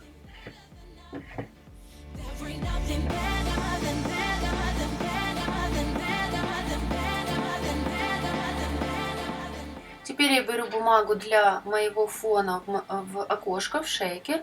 У меня это розовая бумага в горошек. Вот так она будет выглядеть. На эту бумагу я буду наносить надписи из термотрансферной пленочки. Я буду использовать термотрансферную пленку металлик, золотую. Вот такую. Для того, чтобы сделать надпись, я использую программу Adobe Illustrator. Заходим в программу, нажимаем кнопочку «Создать», выбираем полотно 20 на 20 сантиметров. В принципе, можете выбрать любое, как вам будет удобно. Нажимаем на буковку Т, кнопочка такая, пишем наш текст. У меня это имя девочки Милослава. Выбираю шрифт. Заранее я уже скачала несколько шрифтов, которые мне понравились.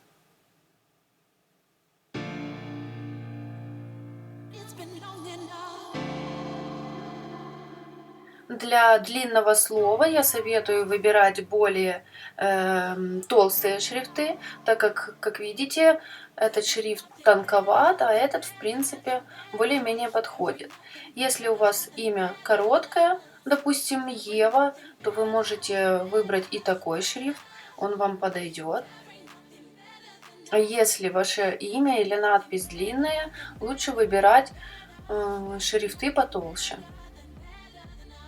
Ну и, соответственно, нужно учитывать то, что если у вас длинная надпись, то, скорее всего, если это надпись, а не имя, она не поместится просто в вашу рамочку. Вот хочу вам показать на примере. Если, к примеру, слово имя Ева, мы можем выбрать и более тонкий шрифт, вот этот, просто его немного растянуть. Вот, как видите, все читабельно и все видно. Итак, мы выбрали этот шрифт. Редактируем его таким размером и такой шириной, как нам нужно, так как нам подходит. И теперь нам нужно экспортировать данный файл. Нажимаем «Файл» и «Экспорт». Экспортировать как? Именуем наш файл. У меня это циферка 1. Экспортируем.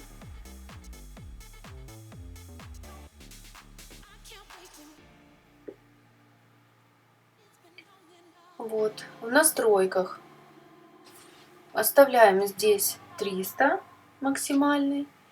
Далее выбираем вот этот раздел. Видите, тут есть и другие разделы, но этот больше всего подходит, так как он лучше всего сглаживает наши края в слове и тем самым обеспечивает идеальную порезку нашей надписи. Нажимаем кнопочку «Ок».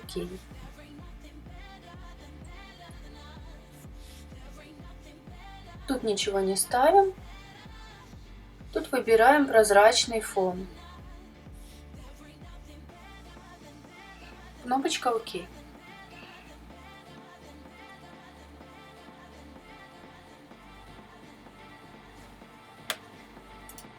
Далее нам нужно вырезать наше слово. Заходим в онлайн-программу Cricut, если у вас плоттер Cricut. Если у вас силуэт, то вы можете, в принципе, работать и без интернета. Мой же плоттер без интернета не работает. Итак, заходим в тучку, Upload, загружаем наше слово, которое мы рисовали в иллюстраторе. Вот оно, Милослава. Нажимаем комплекс. Как видим, у нас все хорошо просвечивается, все контуры видны. Сохраняем. Наше слово сохранено в библиотеку плоттера. Переносим его на наш рабочий холст. Я загружаю еще дату рождения девочки, так как этот альбом я делаю на заказ.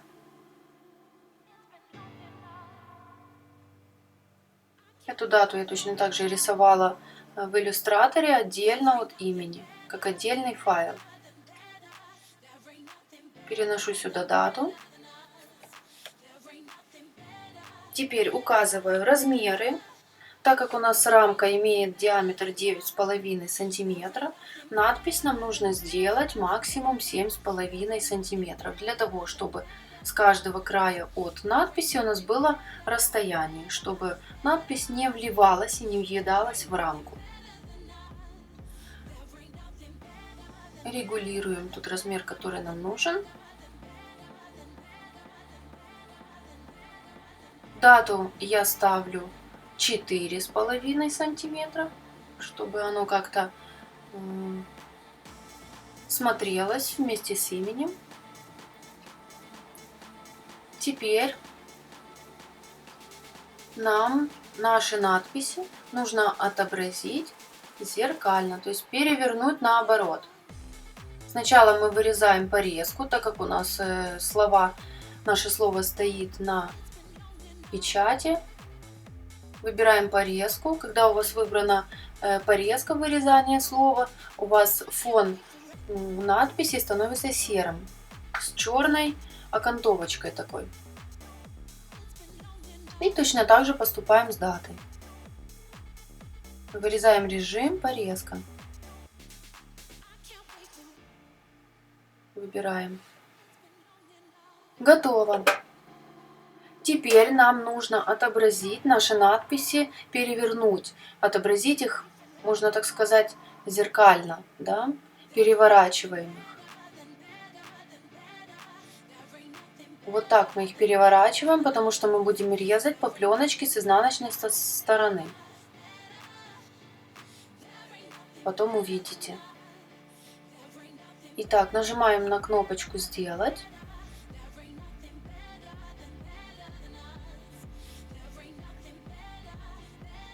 Так, все готово.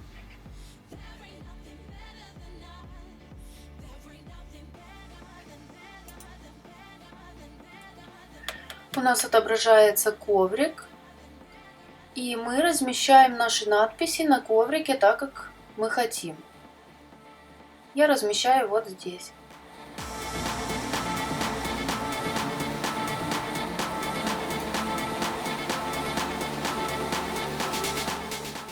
Далее мы подключили наш плоттер. Мигает кнопочка, значит плоттер готов вырезать. Я ставлю, так как пленка у нас металлик, эта пленка фактически она плотнее, чем другие пленки, и она такая тверденькая. Ее нужно вырезать на картстоке, я ее вырезаю. Вот вы видите, как я перевернула пленку лицевой частью на коврик. И наш плоттер вырезает наше имя и дату.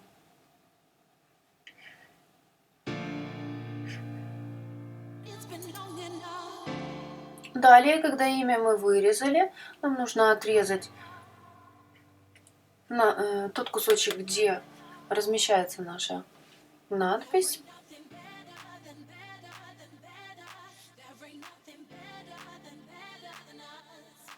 И всю лишнюю пленку теперь нужно аккуратненько снять, не повредив саму надпись. Для этого используем специальный крючок, который идет в комплекте с плоттером. Или же отдельно можно купить такой набор с инструментами для плоттера. Итак, все готово. Наша надпись в порядке, ничего не повредилось. Посмотрим, как она будет выглядеть на обложечке нашего альбома. Вот мы уже предварительно вырезали квадрат из подложки для шейкера.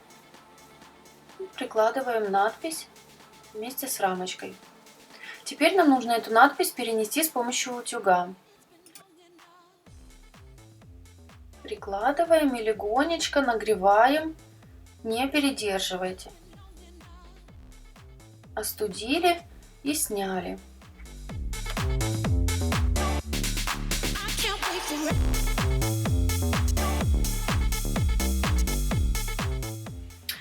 Далее мы нашу надпись на подложке приклеиваем к нашей обложечке. Для этого я использую клей Кристалл Момент. Раньше я пользовалась драконом, приклеивала подложку, но мне не нравилось то, что дракон мог повести подложку, повести бумагу. Так как у меня эта подложечка, она меньше, чем 250 грамм, то я использую клей Кристалл Момент, так как он бумагу абсолютно не ведет, независимо от того, какая у нее плотность. Вот так промазываем наши края. С учетом того, что у вас бумажка вырезана квадратной формы, значит вы должны немного промазать вот эти вот ушки для квадрата. Прикладываем.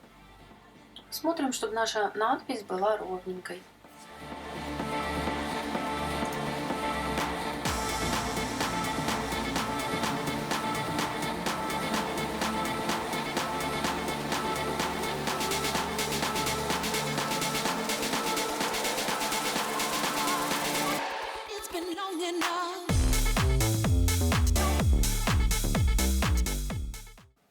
Далее приклеиваем наш корешок к обложке. Вот наш корешок.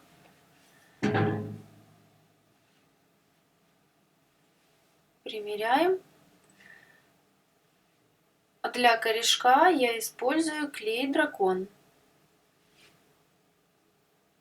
То есть момент я использую только для приклеивания подложки, для проклейки блока первого этапа. И в принципе все.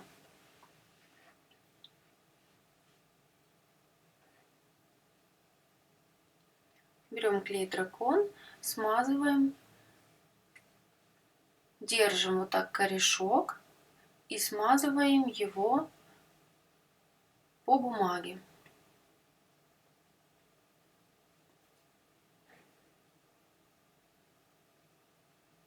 Хорошо промазывая все участки. Глиттер мы не мажем, только бумагу. Прикладываем к обложечке, оставляя такую вот ступенечку. Думаю, 5 мм вполне достаточно. Равняем, чтобы корешок не вылазил за пределы рамочки. Вот так вот сгибаем, чтобы вы видели, какое у вас расстояние вашего корешка. Сколько вы хотите, чтобы был, какой был отступ. Мне хватает такого отступа, если это маленький альбом. Если же это большой альбом, я делаю отступ немного побольше. То есть все смотрю на глаз. Хорошо придавливаю.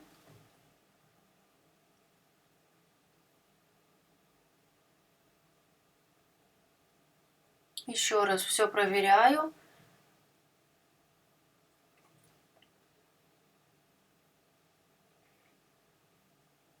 Так, теперь можно подгибать нашу ткань. Итак, берем ножницы, обрезаем. Сейчас вам поближе покажу.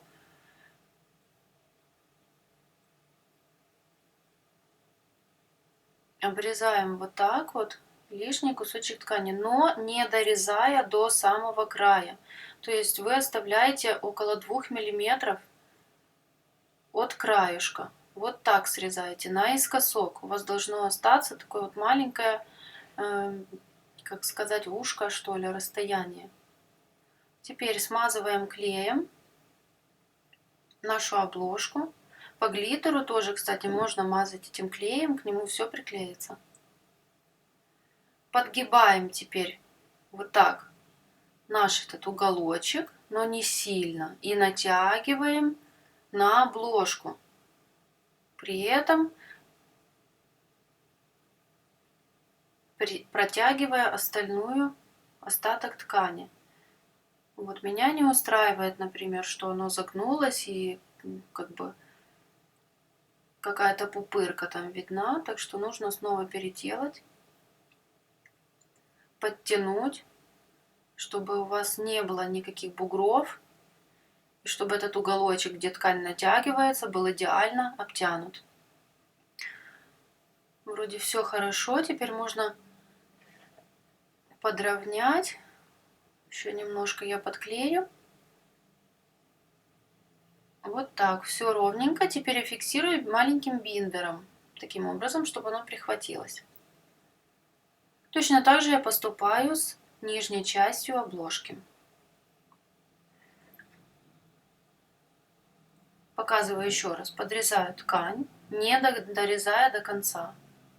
И наискосок срезаю, не на большой искосок, на чуть-чуть. Вот таким образом оставляю такой вот полумесяц или что это. Маленький, совсем маленький он должен быть. Так как если вы оставите больше, у вас эта часть ткани, она будет оттопыриваться через вашу ткань и будет очень некрасиво. То есть этот уголочек, он не будет аккуратным, будет очень грубым и таким торчащим в сторону. Поэтому нужно все, если вам не нравится, еще раз переклеить, перетянуть до того момента, пока не будет идеально. Возможно, заказчик не увидит этого, как бы не обратит на это внимание, но для вас это будет лучше. Лучше для себя знать, что ты делаешь все идеально, и у тебя идеальная обложечка, и ничего нигде не торчит, и нету никаких бугров.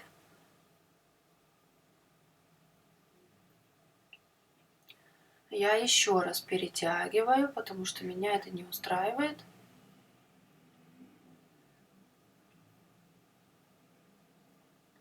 Вот так. Вроде все хорошо, теперь можно стянуть биндером.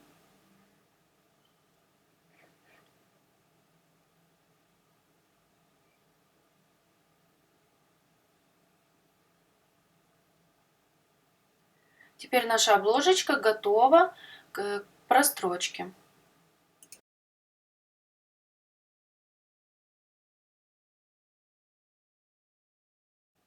Еще хочу показать вам вот такие вот буковки. Тут алфавиты, цифры есть. Это Heidi Swapp, тоже американский производитель. Вы можете имя выкладывать этими буковками в рамочке, если же у вас нет плоттера, например.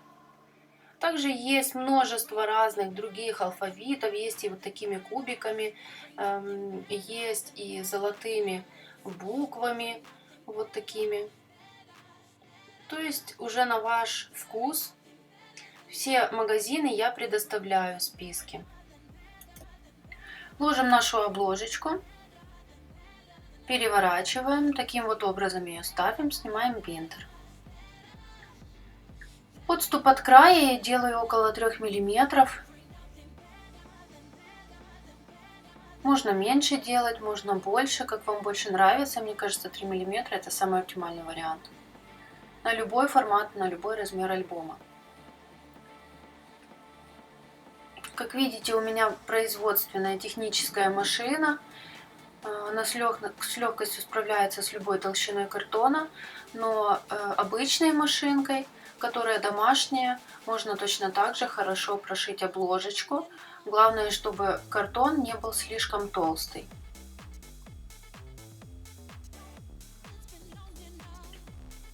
Первое время, когда у меня не было этой машины, я строчила на обычной домашней машинке. У меня машинка была Бразер, и я, в принципе, до сих пор на ней строчу, но строчу только рамочки и хлястики, так как эта машина, она слишком тяжелая для рамочек и хлястиков, она может просто повредить, раздавить и порвать кожу.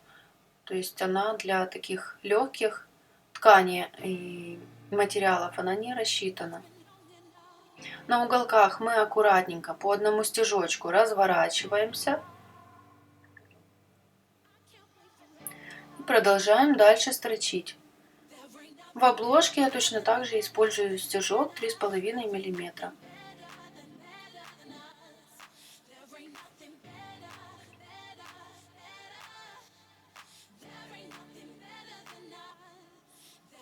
Тут тоже аккуратненько разворачиваемся.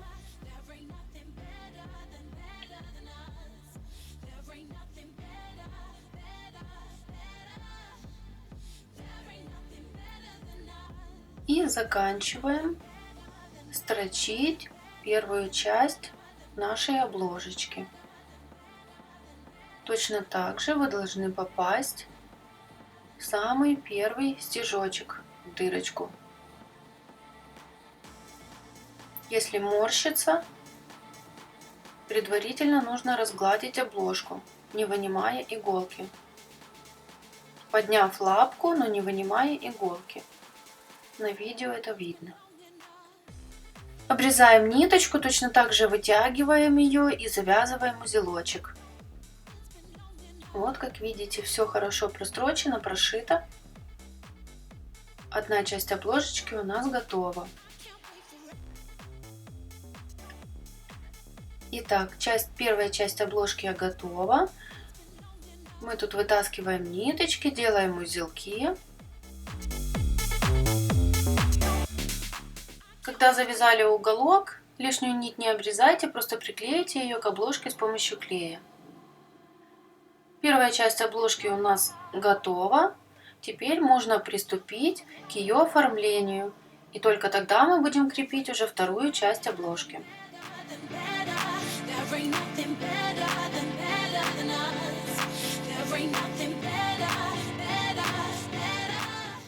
Я предварительно уже разложила всю композицию. Далее в процессе вы будете видеть, я буду еще несколько раз ее раскладывать, складывать.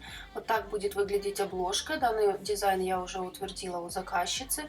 Здесь я использую разное кружево, хлопковое кружево и шифоновые лепестки. Также американский производитель с декором, акриловые наклейки, 3D наклейки, паф наклейки, дотсы и эпоксидные наклейки.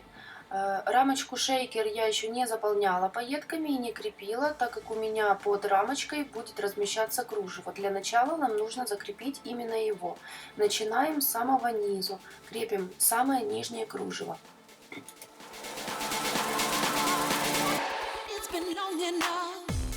Постепенно крепим наш декор, тот, который находится с самого низу, мы с него начинаем. Я закреплю эти лепесточки, теперь можно закрепить радугу. Домик, сердечко, фламинго и все остальное я оставляю на потом.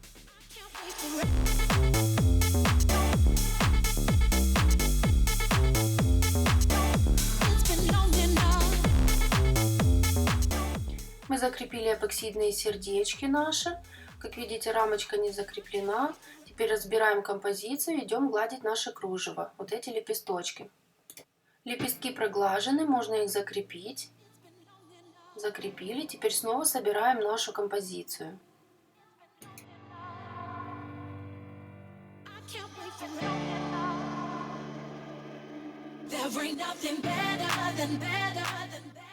Я закрепила домик. Домик у меня находится за сердечком. Дальше снизу идут ленточки. Две. Потом поверх этого всего я приклеиваю сердечко. Теперь кружево креплю. Одно за другим. Как видите, композиция у меня предварительно по кружеву разложена уже, как она должна крепиться. Очень много раз я заглядываю в телефон, так как изначально я всю композицию, которая уже разложена, я фотографирую, и потом уже по ней я начинаю крепить. Это я делаю для того, чтобы не съехать и не разместить где-то в другом месте, где оно не должно быть. Поэтому все точно. Элементы декора я стараюсь размещать друг на дружку, чтобы они выглядели как одна большая общая композиция, как одно целое. Мало когда я делаю просветы какие-то в декорах. То есть люблю использовать такую технику, как многослойность, и захожу элементы друг на дружку внахлёст, можно так сказать. Вот, прячу булавочку под кружево. Теперь можно крепить кружево.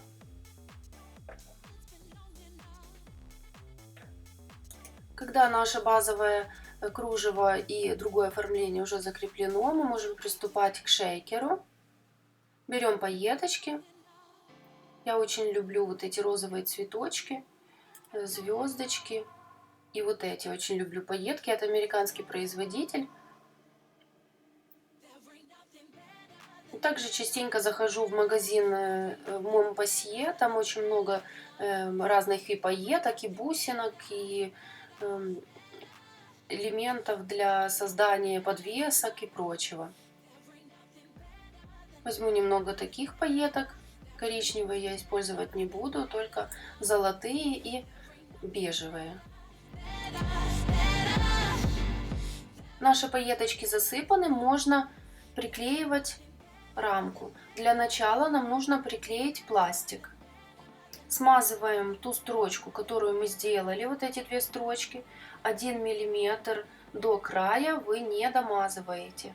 Не нужно мазать прям вот самый край, так как потом клей может вытечь, и к этому клею будут прилипать пайетки. Вот так лишнее можно даже пальцем снять. Много клея не нужно, нужно только для того, чтобы зафиксировать наш пластик. Снимаем защитную пленочку с пластика, первую. Такой пластик продается в скраб-магазинах. В маленьких отрезок 15 на 15 или 20 на 20 сантиметров, точно не помню. Толщина пластика 1 миллиметр. В списке материалов я это указала. Вот так легонько фиксируем. Теперь смазываем нашу рамочку клеем.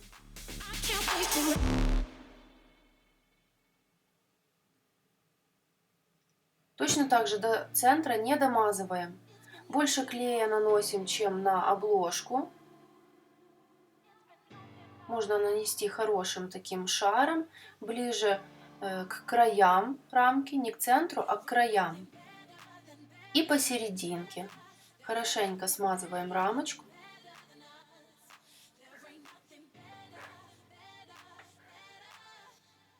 И аккуратненько крепим.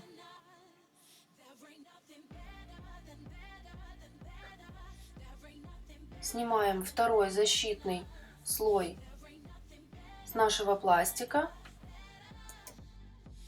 и крепим рамочку. Вот так мы ее закрепили. Я уже ее хорошо придавила, она у меня хорошо приклеилась. Вам нужно пройти этот длительный процесс, так как рамочку нужно очень долго придавливать для того, чтобы не было щелей и просветов по краям. Когда вот вы сбоку смотрите на альбомчик, можно заметить щель. Здесь у вас такого не будет, если вы будете хорошенько и долго вот так стоять. Не пожалейте времени, постойте и попридавливайте. Теперь можно крепить остальной декор. Это у нас фламинго, мишка и пластиковая надпись. Раскладываем так, как оно должно быть. Фламинго у меня заходит на ленточки, чтобы не было видно. Размещаю его так, чтобы не было видно краев ленточки обрезанных. И надпись так будет размещаться.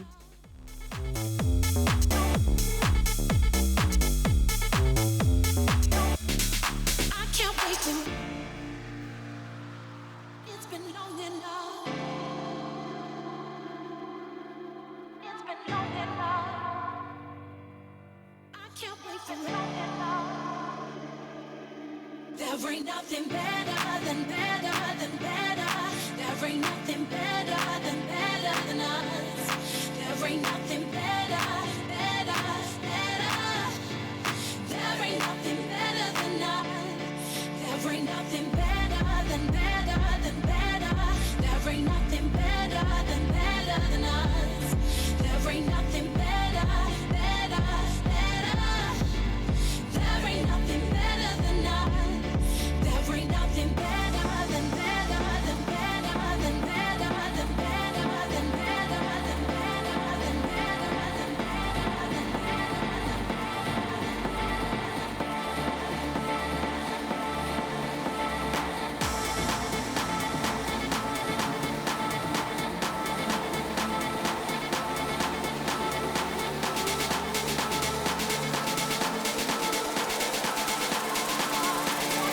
It's been long enough.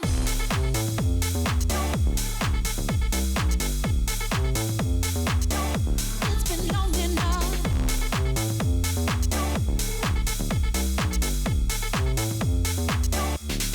I can't wait for it.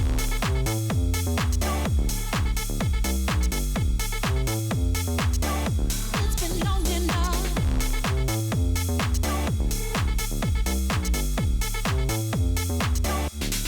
I can't wait for it.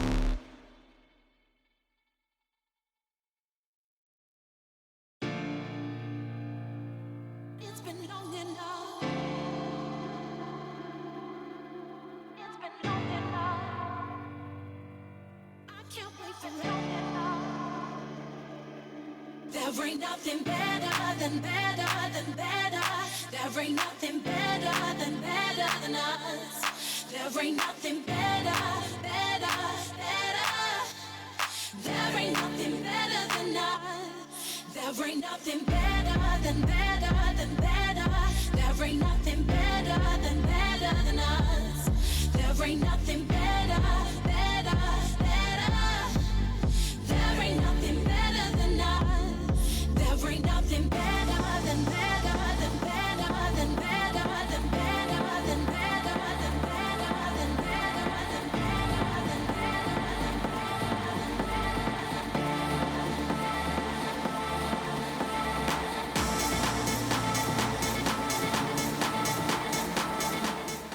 Наш декор закреплен.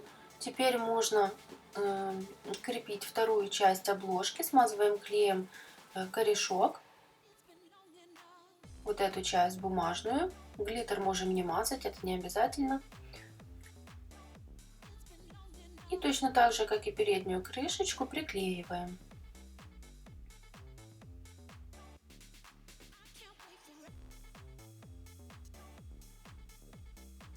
Равняем, смотрим, чтобы у нас было одинаковое расстояние, чтобы корешок не вылазил за пределы рамки. Все это аккуратненько проверяем.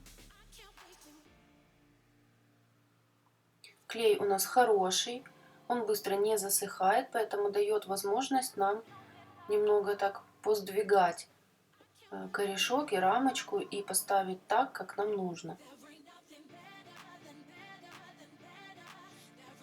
Все тщательно проверяем для того, чтобы потом у нас не была кривая рамка, вернее кривая обложка, чтобы наш блок ровно и идеально сел в обложку. Лучше несколько раз проверить.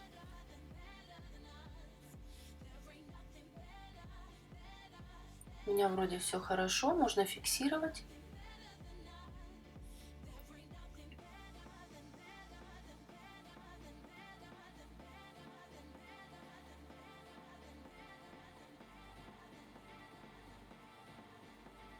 Еще раз проверю на всякий случай.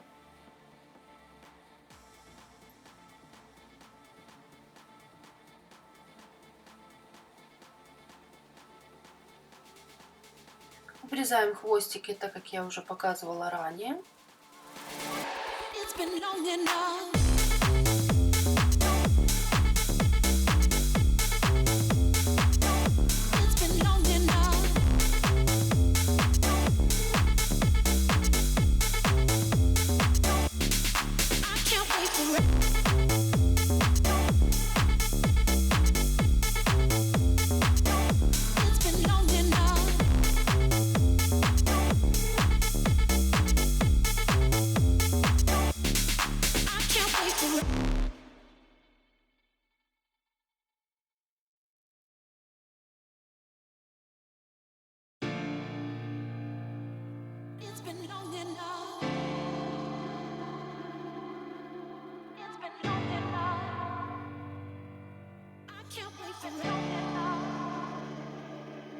There ain't nothing better than better than better. There ain't nothing better than us. There ain't nothing better, better, better. There ain't nothing better than us. There ain't nothing better than better than better. There ain't nothing better than us. There ain't nothing better, better, better. There ain't nothing better than us. There ain't nothing better than better than better. Мы зафиксировали нашу обложечку зажимами, она немного подсохла, прихватилась, теперь можно строчить. Я строчу на производственной машине, как вы видите. У меня здесь колено немного длиннее, чем на обычной машинке домашней, поэтому я могу строчить с этой стороны. Вы же строчите с другой стороны. То есть, чтобы крышечка ваша, вот та, которую вы пристрачиваете, была в середине колена, а не так, как у меня снаружи.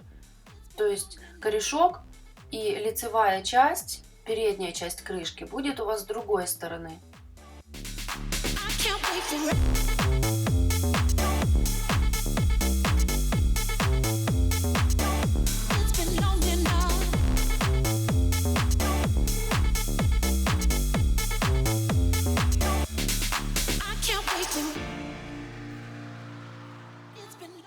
Наша обложка прострочена, теперь можно крепить хлястик.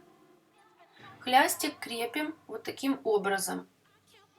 Оставляем запас для фотографий, так как у вас потом будет фото, плюс еще немножко места можно оставить.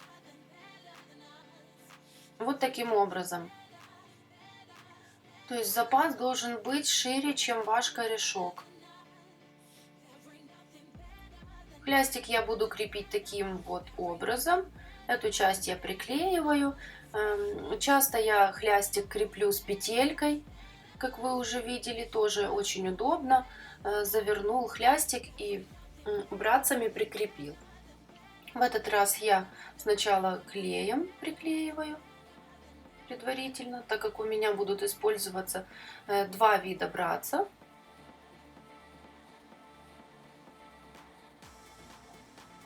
Так, я фиксирую, вернее. Ну, я фиксирую, да, можно сказать, что клеем я зафиксировала, а теперь можно крепить уже братцами. Так будет надежней. Я выбрала два вида братцев. Один у меня большой, золотой, и два маленьких в виде сердечек. Эти маленькие — это американский производитель, и большой тоже американский производитель. Маленькие я покупала пачкой, и вот спустя год они у меня до сих пор еще есть. Я их использую чисто на хлястики, ну и может быть в оформлении обложки, чтобы зафиксировать какое-то кружево или лепесточки, или цветочек и так далее.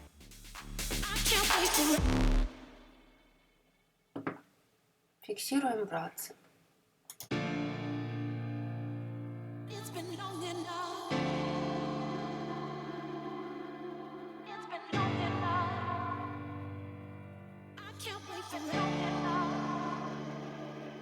There ain't nothing better than better than better. There ain't nothing better than better than us. There ain't nothing better, better, better. There ain't nothing better than us. There ain't nothing better than better than better. There ain't nothing better than better than us. There ain't nothing better, better, better. There ain't nothing better than us. There ain't nothing better than better than better than better than better than better than better than better. Итак, готовим наш блок проклейки. Для начала вставляем его, равняем по корешку. Вот таким вот образом. Плотненько-плотненько придавливайте к корешку, чтобы не было никаких зазоров от обложки. Такое тоже может быть. Вставляем, смотрим, все ли хорошо, все ли у нас по размеру. Блок отлично встал в наш корешок. Теперь мы можем его крепить. It's been long enough.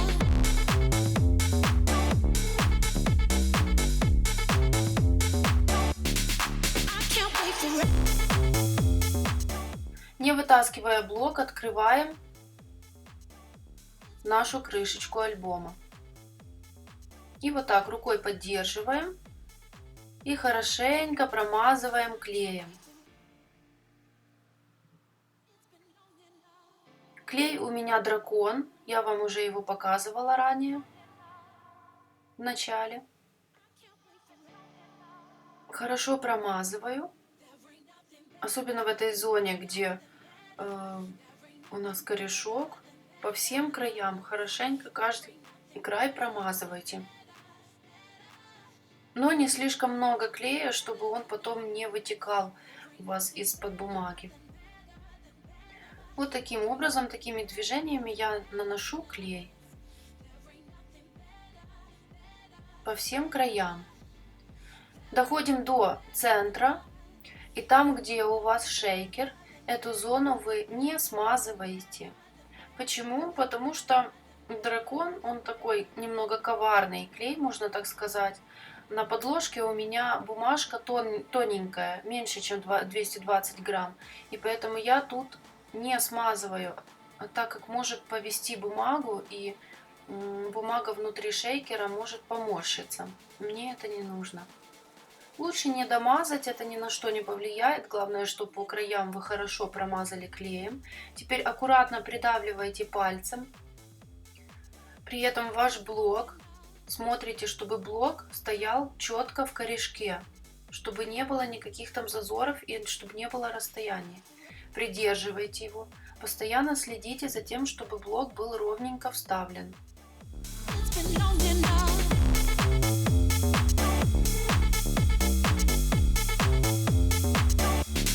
I can't wait for it. Я использую кусочки картона переплетного и зажимы для того, чтобы вот так я вставляю блок, вдавливаю его в корешок прижимаю бумагу и вставляю переплетный картон, придавливая его, сжимая зажимчиками. С каждой стороны я так делаю. Вот так, видите, под самый краешек, но не сильно глубоко, чтобы не перегнуть кальку, не повредить. То есть не впритык прям вставляете, а так, чтобы хорошенько приклеился форзац. И с другой стороны я точно так же делаю. Постоянно следите за тем, чтобы ваш форзац был ровненько вклеен, чтобы блок не перекосило. Вот так вот можем открыть, прогладить рукой. С этой стороны точно так же все проверяем. Вставляем картон и зажимаем зажимчиком.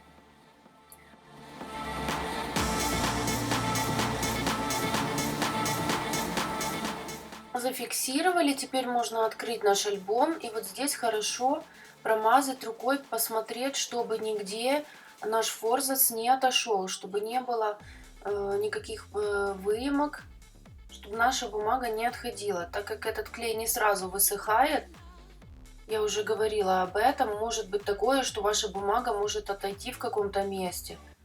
Поэтому все внимательно нужно проверить и еще раз продавить вот так пальцами по всему периметру.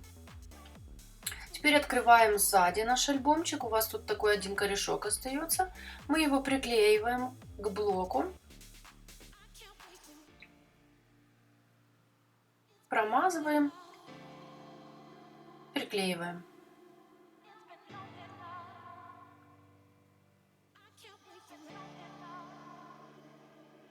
Вот так.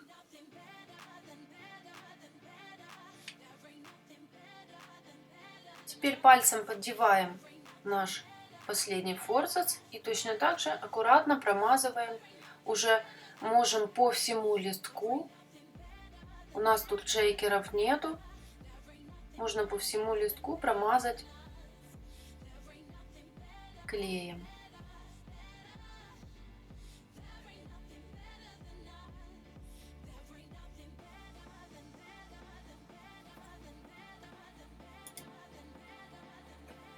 Хорошо промазываем.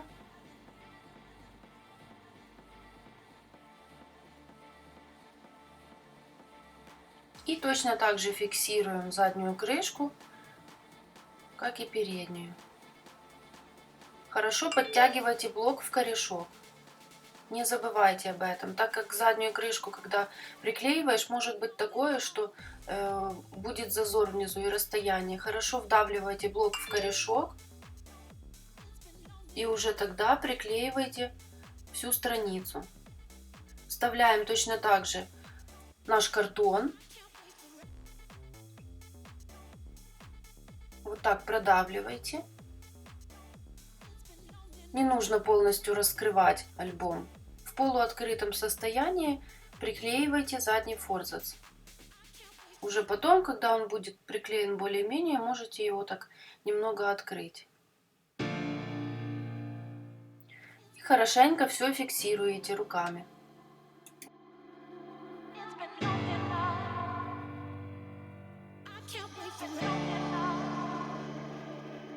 There ain't nothing better than better than better. There ain't nothing better than better than us. There ain't nothing better, better, better. Вот наша обложка уже вклеена, вернее блок уже вклеен в обложечку. У нас готов альбом. Теперь мы должны все хорошенько проверить, хорошо ли пересыпаются пайетки. Иногда бывает такое, что они застреют. И можно вот так немножко погнуть рамочку, и тогда они выпадут. Приступаем к оформлению форзацев. Для этого я буду использовать кардсток. Из этого кардстока у меня будут карманы на переднем и на заднем форзаце. Отрезаем необходимый кусочек для 2 форзацев.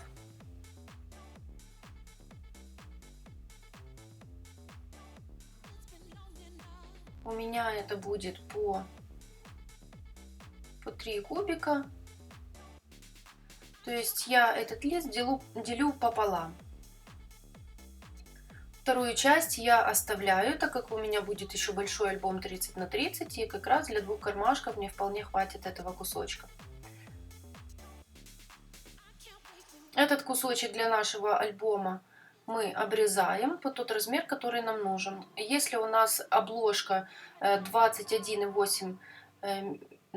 сантиметр 8 миллиметров, мы отрезаем 21,5.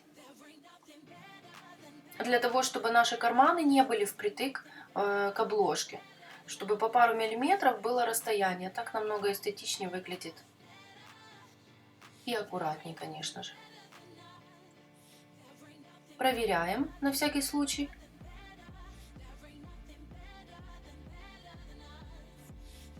Все хорошо. Можно этот отрез делить на 2 равные части.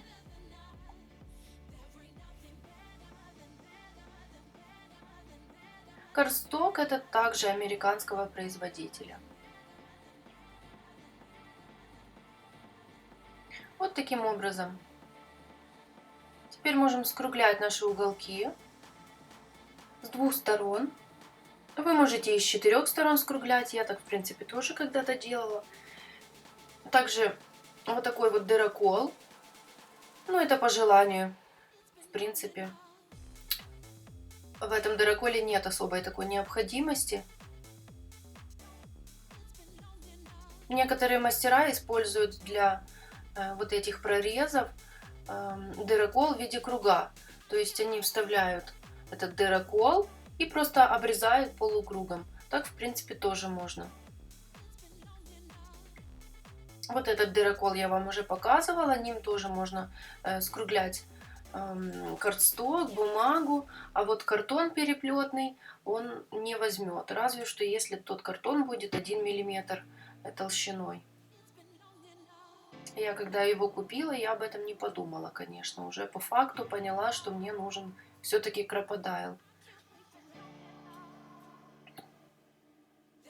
Итак, наши кармашки готовы. Теперь можем их вклеивать в наш альбомчик.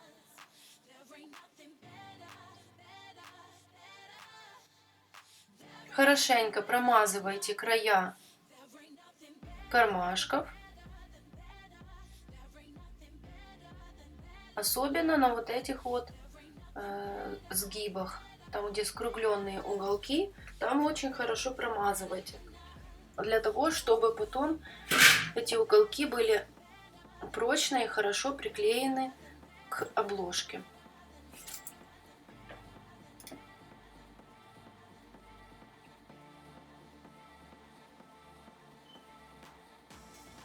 Вот таким образом размещаем кармашек для того, чтобы у вас было небольшое расстояние с каждой стороны на обложечке. И вот так придавливаем пальцами до тех пор, пока не добьетесь идеального результата, пока карман идеально не вклеится, не приклеится.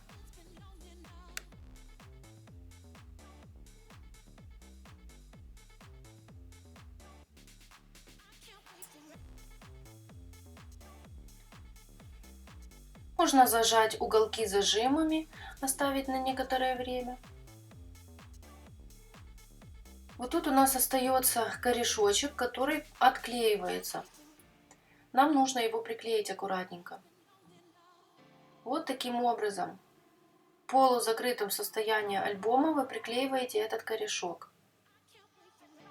Так как если вы его будете приклеивать в полностью развернутом виде альбома, то он у вас просто съедет.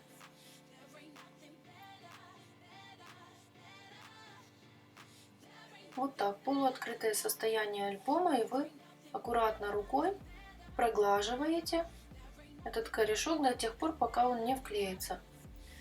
Потом в закрытом состоянии альбома этот корешок станет на место, так как надо. И если у вас есть излишки клея, который может выйти, я использую вот такую вот губку для удаления лишнего клея. Отличная вещь, помогает и с любой поверхности снимает, скатывает этот клей. Точно так же берем второй корешок Промазываем его с 3 краев и приклеиваем на форзац. It's been long enough.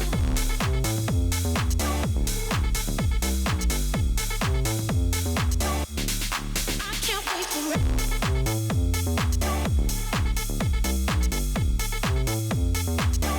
It's been long enough.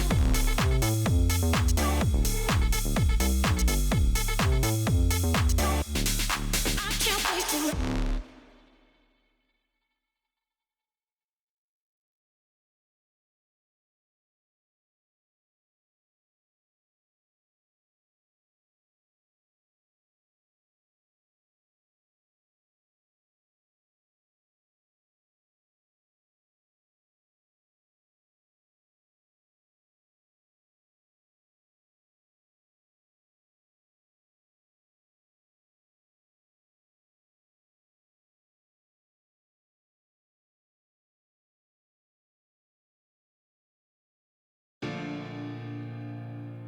It's been long enough.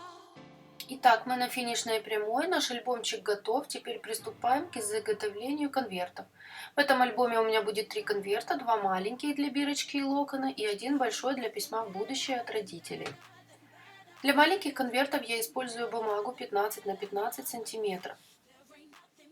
Это американский производитель, соответственно, бумага идет не в сантиметрах, а в дюймах. То есть там немного больше, чем 15 сантиметров. Для большого конверта я использую бумагу 30 на 30 и точно так же срезаю лишнее. Я равняюсь по кубикам на своем коврике. Ну, приблизительно это 25 сантиметров. 25 на 25. Бумагу для большого конверта я использую двустороннюю. Это бумага у меня нашего производителя, Scrapmir, по-моему. Берем беговочную доску. В доске Марта Стюарт идет уже такой специальный треугольничек, линеечка для создания конвертов. С маленькой бумаги лишнее срезаем, так как бумага идет в дюймах, и тут не 15, а немного больше. Но в этой бумаге я смотрю, что тут 15 на 15. Итак, делаем конверты. На этом треугольничке у вас расчерчена и нарисована схема, по которой можно создавать, и все размеры необходимые. Я, в принципе, делаю на глаз, просто с каждой стороны одинаково. Не забывайте, где какая была, где нужно беговать. То есть, чтобы вы не ошиблись, и с одной стороны больше, а с другой меньше не поставили. Запоминайте те данные, как вы бегуете ваш конвертик. У меня это будут прямоугольные конверты, соответственно, где-то я беру больше, где-то я беру меньше. Вот так. Тут мне уже надо меньше немножко взять, для того, чтобы у меня получился прямоугольник. Вот видите?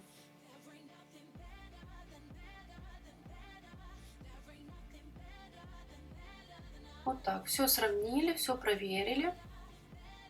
Забираем доску. Теперь будем обрезать лишние треугольнички с наших будущих конвертов. Вот таким образом по полосам, которые вы пробеговали, мы обрезаем лишнее.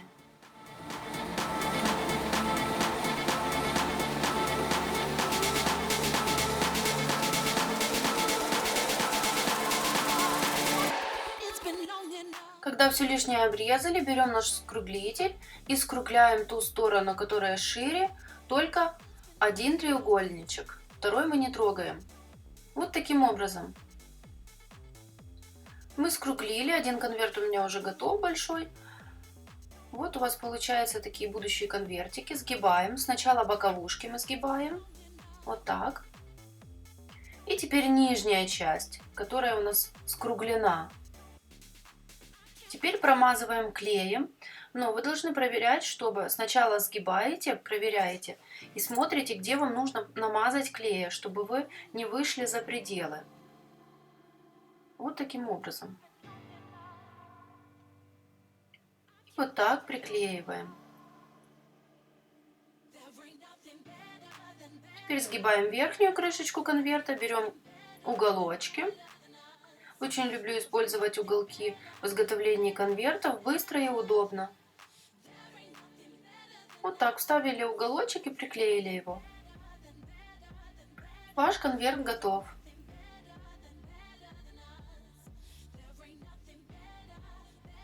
Точно так же поступаем и со вторым маленьким конвертиком.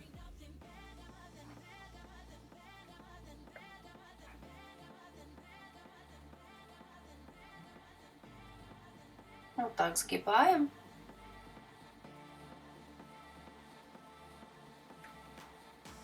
Промазываем.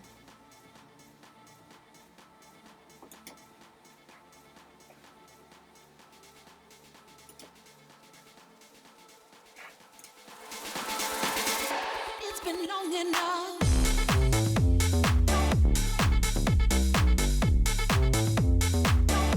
It's been long enough.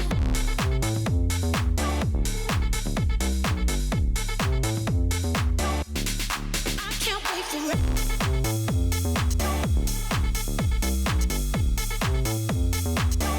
It's been long enough.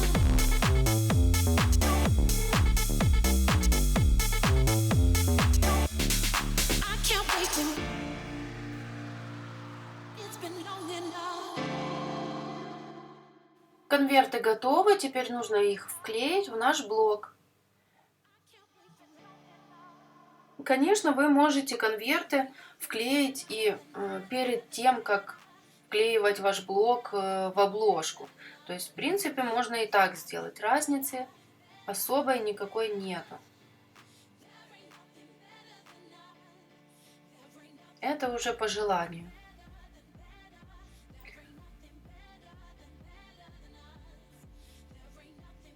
Вот так аккуратненько открываете, придерживая пальцами корешок.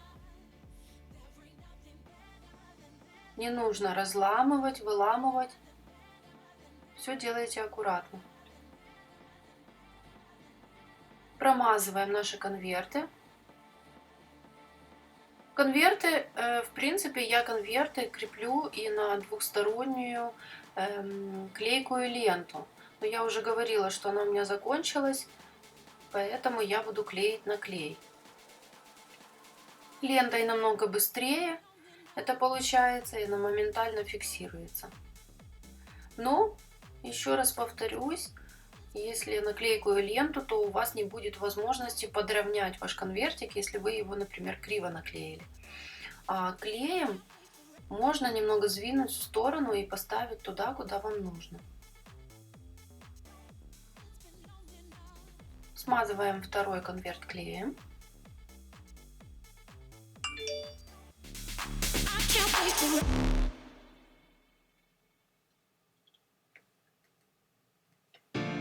Вот так, клея немного, нам не нужно много клея. Этот клей, он хорошо приклеивает и очень надежно. Вот так фиксируем. Лучше это делать на весу, так как у вас декор на обложечке. И вот так аккуратно.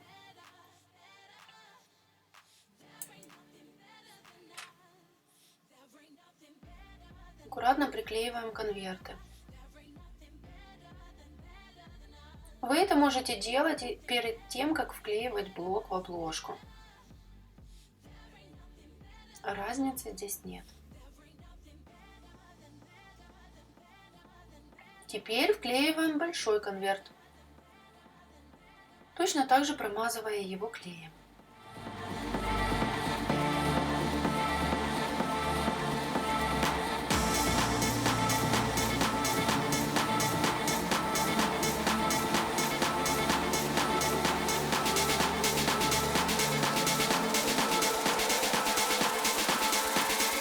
It's been long enough.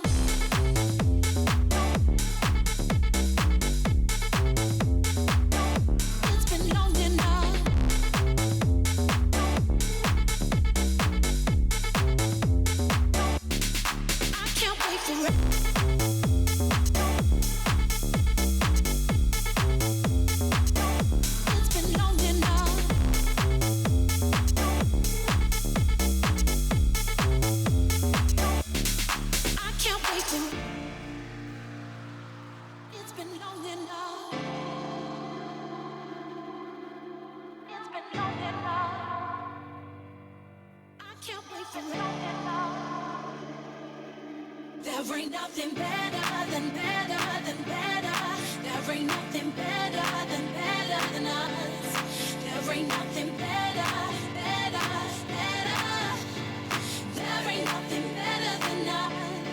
There ain't nothing better than better than better.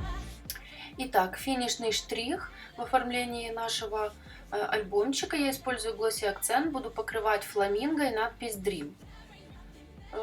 Я использую этот глянец для того, чтобы укрепить, на мой взгляд, вот немного он забивается и приходится пробивать иголочкой. Укрепляю те детали, которые, на мой взгляд, самые хрупкие, возможно. Чаще всего это 3D наклейки. Я их обязательно в каждой своей работе покрываю глянцем. Так как глосси, он когда подсыхает, он придает прочности, надежности таким деталям. Ну и плюс еще детальки блестят. Мне кажется, что очень красиво смотрится и придает какой-то изюминки альбому. Вот так равномерненько наносите. И следите за тем, чтобы не было пупырок с воздухом. Бывает такое. Для этого нужно постоянно давить на бутылочку, пока вы промазываете. То есть, если вы перестанете во время промазывания давить на бутылку, попадет воздух вовнутрь бутылки, и в следующий раз, когда вы уже надавите, выйдет глянец вместе с бульками воздуха. Нам этого не нужно, будет некрасиво, поэтому следите за этим. Снимайте эти пупырки носиком или же иголочкой прокалывайте, но так, чтобы их не было. Я покрываю фламинго только его тело и крыло. Ноги я покрывать не буду, так как они, в принципе, не поддаются там никакому воздействию, они спрятаны. Подкладывая под обложку что-нибудь, что уравновесит поверхность, так как альбом у меня под наклоном и может стекать все в одну сторону. Для этого что-то подкладывайте, чтобы было равновесие. Я смазала, покрыла глосси надпись Dream. Вот так все очень красиво получается. И все, наш альбомчик готов. Теперь можно его просушить.